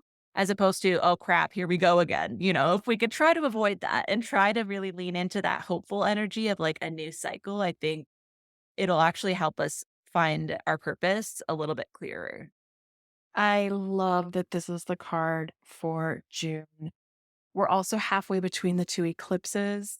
So I feel like it's this moment of maybe clarity or peak that happens in between the two on either side. And, as you were talking, I was flipping back through these outer planets and just some of the dates because it's easy for us to say, okay, the last time Pluto was in Aquarius, we had the French Revolution. Yes. It was also a moment where the people said, I'm not taking this anymore. Things need to look different. But we didn't have Uranus and Gemini then. We didn't have Saturn and Aries. We didn't have Neptune and Aries. Like all of these pieces, from even the Civil War to the late 90s. This is where I feel like astrology and tarot are so similar. It's like we have these cards, we have these transits in front of us, and you can pick and choose, say, okay, this is the death card, so someone is going to die. Like you can interpret it that bluntly, that flatly, or you can say, you know what? Is this the death of an ideal? Is this the death of an old situation? Is this the rebirth for you to now let go of something that was holding you back? There's so many ways to interpret this energy. And so having the world to me in June really reiterates, like you said, that this is the pivot point. This is like on the Ferris wheel. We're at the top. We're getting a bigger view than we've had maybe before. On the 6th of June, we have Venus moving into Taurus. This is finally new energy for Venus we haven't had since January. So that will be exciting. And it's also calming. Venus is very happy. It's at home in Taurus. We're going to have Mercury moving into Cancer on the 8th, and then Jupiter following right behind it on the 9th. So they actually have a conjunction together, Mercury and Jupiter. I think it's on either the 9th or the 10th. Mercury's so fast moving.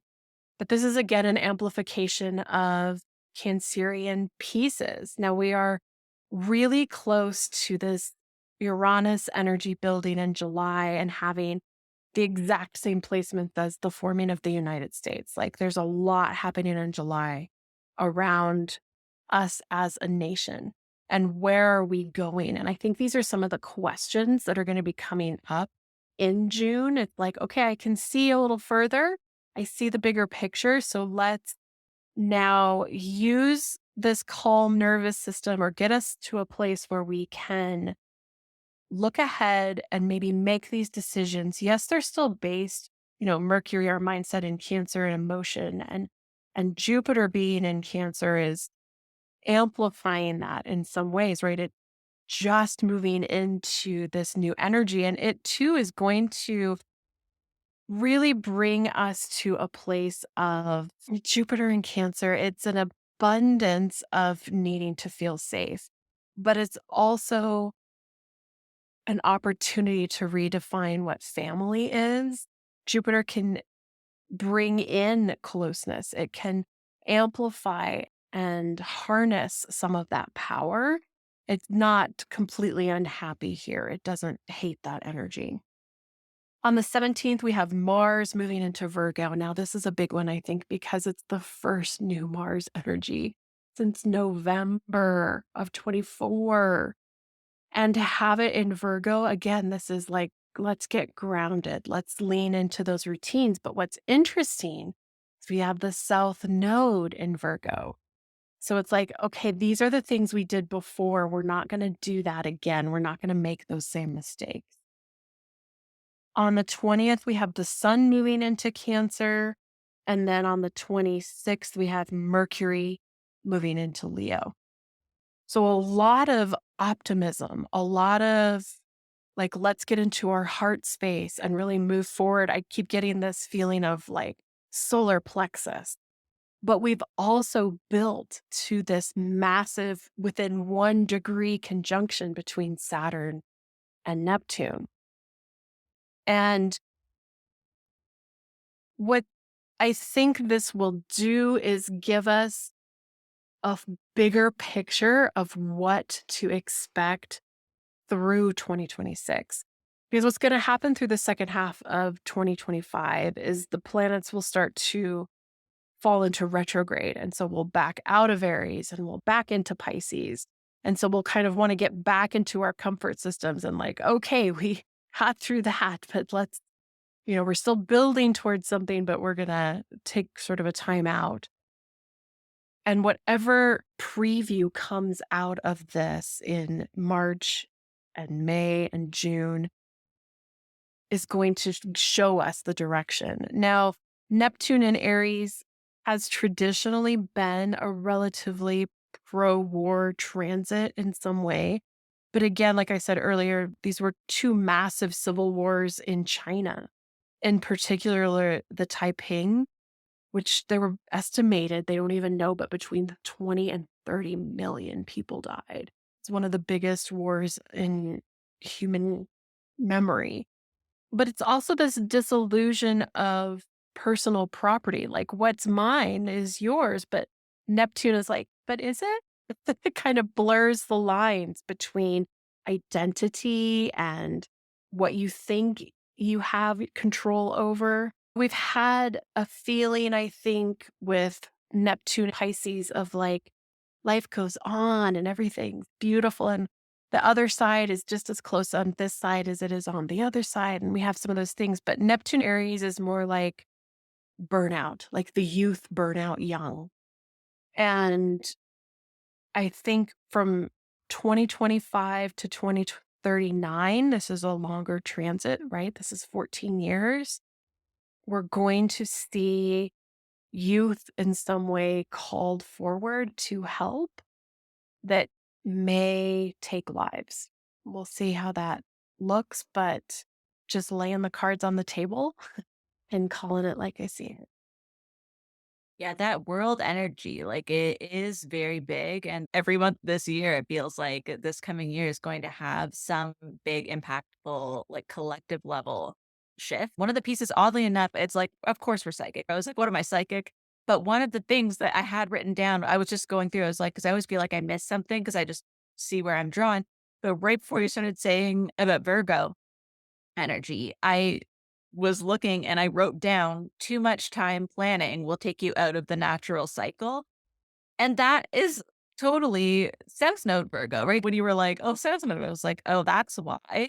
And it's true. It goes back to that energy of like what we did in the past is not necessarily what's going to work in the future. So if all of our information is coming, like I always do it this way, it's probably not going to work out and you're just going to be frustrated. So I do feel like that energy is actually going to be really strong on the personal level, especially just like when we're trying to make sense of everything. Sometimes we revert to that. We're like, I'll make a list, I'll make a spreadsheet. But sometimes the most profound shifts I've had and the most profound insights I've found is when I go for a walk with spirit or just feel into it again, being in the body again. I think there's going to be a lot more people realizing that yes, it's okay to like go to the structures that are familiar to sort information. But I think feeling into the natural cycle first, that was like a piece that I don't think I picked up on before with the world being the earth, being a, earth being and having natural cycles. We've gone so far the other way away from it that I do think that's going to be part of this shift halfway through the year is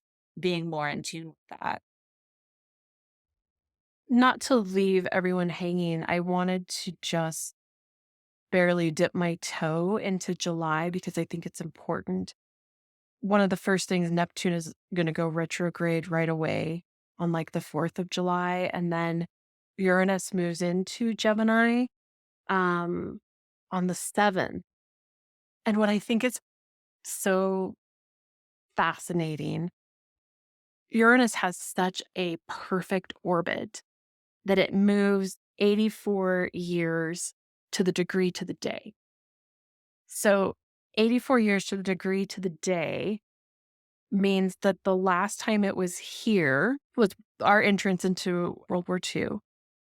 Prior to that was the Civil War. But if you go far enough back, it was also when we signed the Declaration of Independence.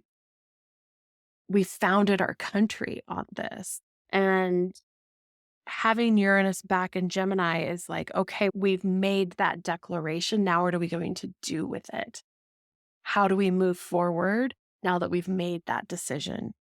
And so I think what we build to at this world moment, like part of what's pulling us over the top of that hill is that Uranus into Gemini energy.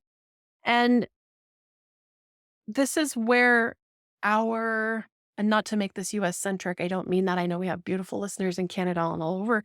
We're all tied together. But this is where our role in the world will be transformed. We will look different on the other side of this. And I think that will be true for Canada and Mexico and Russia and China and so many countries. I think we will all collectively, in some way, look at one another differently after this. There's also really great things that are going to come from this.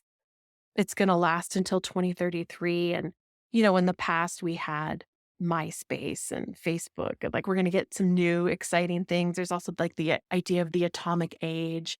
Aesthetic will transition through this year and next year as styles will probably change. I think mid-century modern is going to boom like it never has. And yeah, there'll be, more autonomous vehicles, drones. One of the things about when we were getting into those war cycles, each time there was something new. There were hot air balloon reconnaissance in the Civil War. There were trains moving troops long distances. Those types of things, when we've got so much emphasis now in drones and robots and AI, where we've traditionally looked at battle or war in some sense as humans on the ground, this could actually look very different. Is this our grid structure being attacked? Is our electricity? Is this the weather being hacked? Like there's so many possibilities. And I think for me, doing this episode, it was so hard to prepare for because it's unlike anything we've seen. And to try and put it together into words is like building a language for someone to put a puzzle together that has never existed before. So it's going to be a rocky ride, but we also have chosen to be here at this time. We have beautiful connections. We have beautiful friends near and far. And my hope is that together we see the beauty of what is coming through this. In human design, they talk a lot about 2026 as being the birth or the activation of projectors in some way. And I can't help but think that there will be this pivotal moment in the next 18 to 24 months where we look around and say, less is more. We can move slower through our days.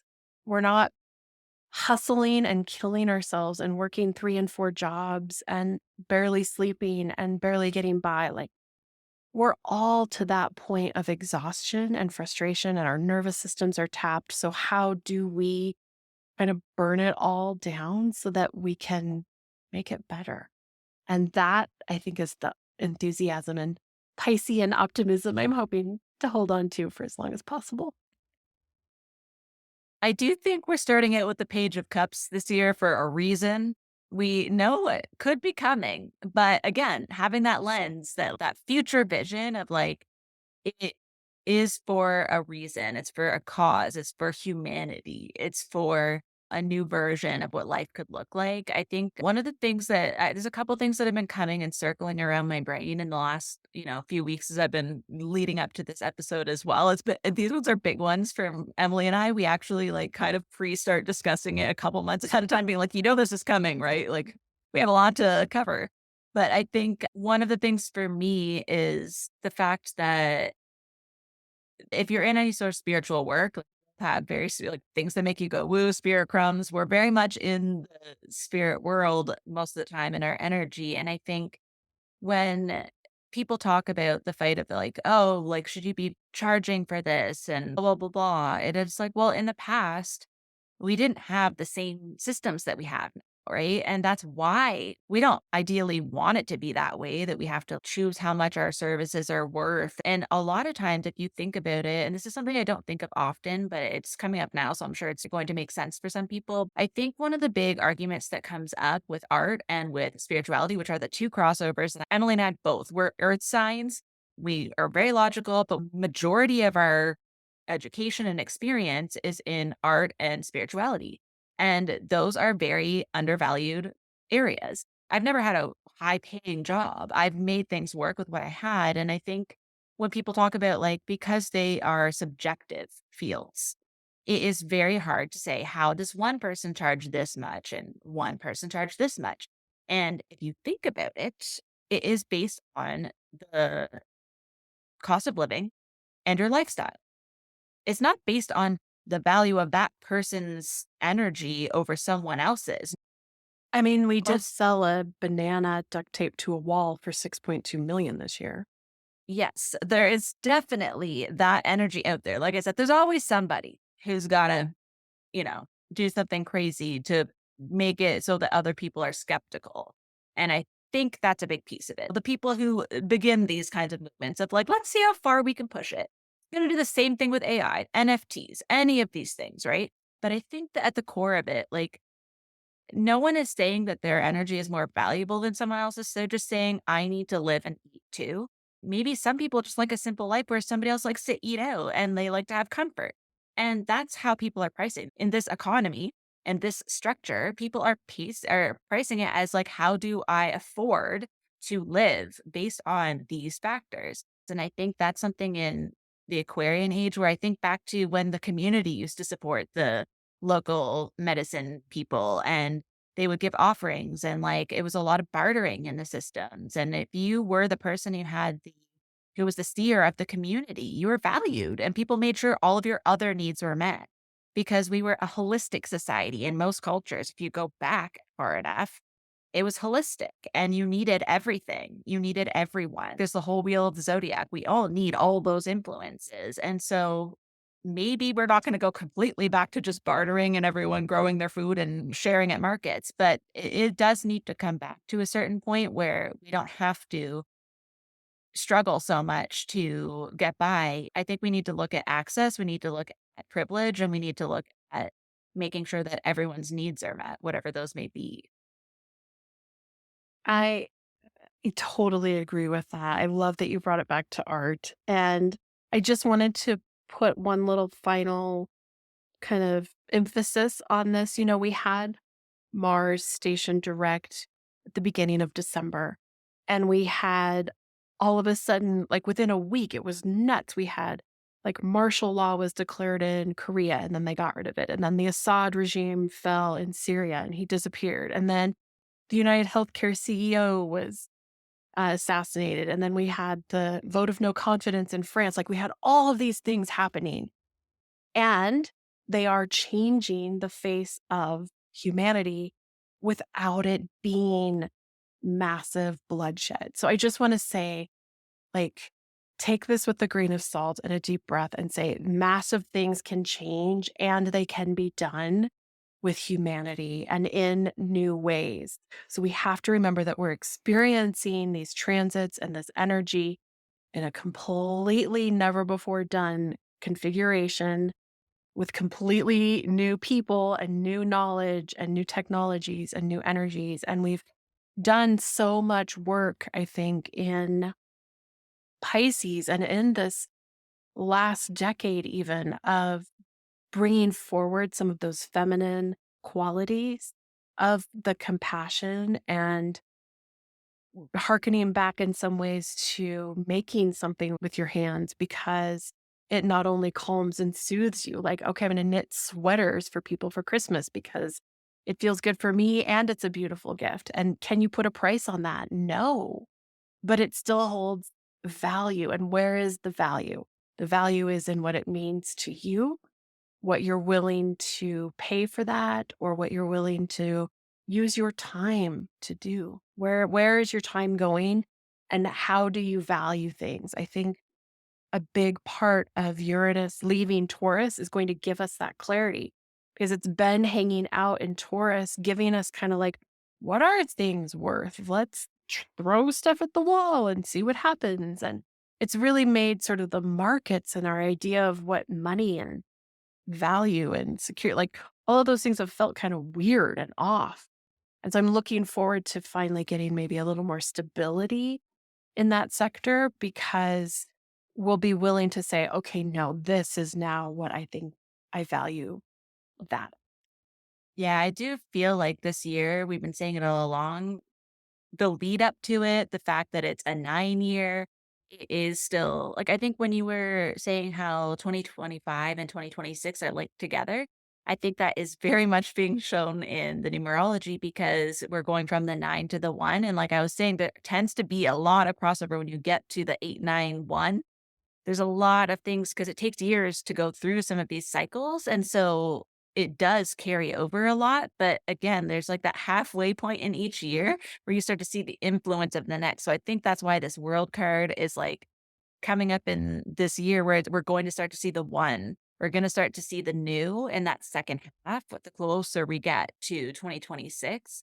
And I think it's going to be equal parts frightening and exciting, I think, as most of these things tend to be. But I think it's good that we're armed with this information. And like we said, we'll revisit it each month as we get into the specifics and we're seeing what's actually happening around us. Can you imagine if we tried to do the whole year? We'd be here for 8 hours. We're literally hours into this conversation we're having, and we would be needing to take a intermission at this point. I don't honestly think my nervous system can handle it.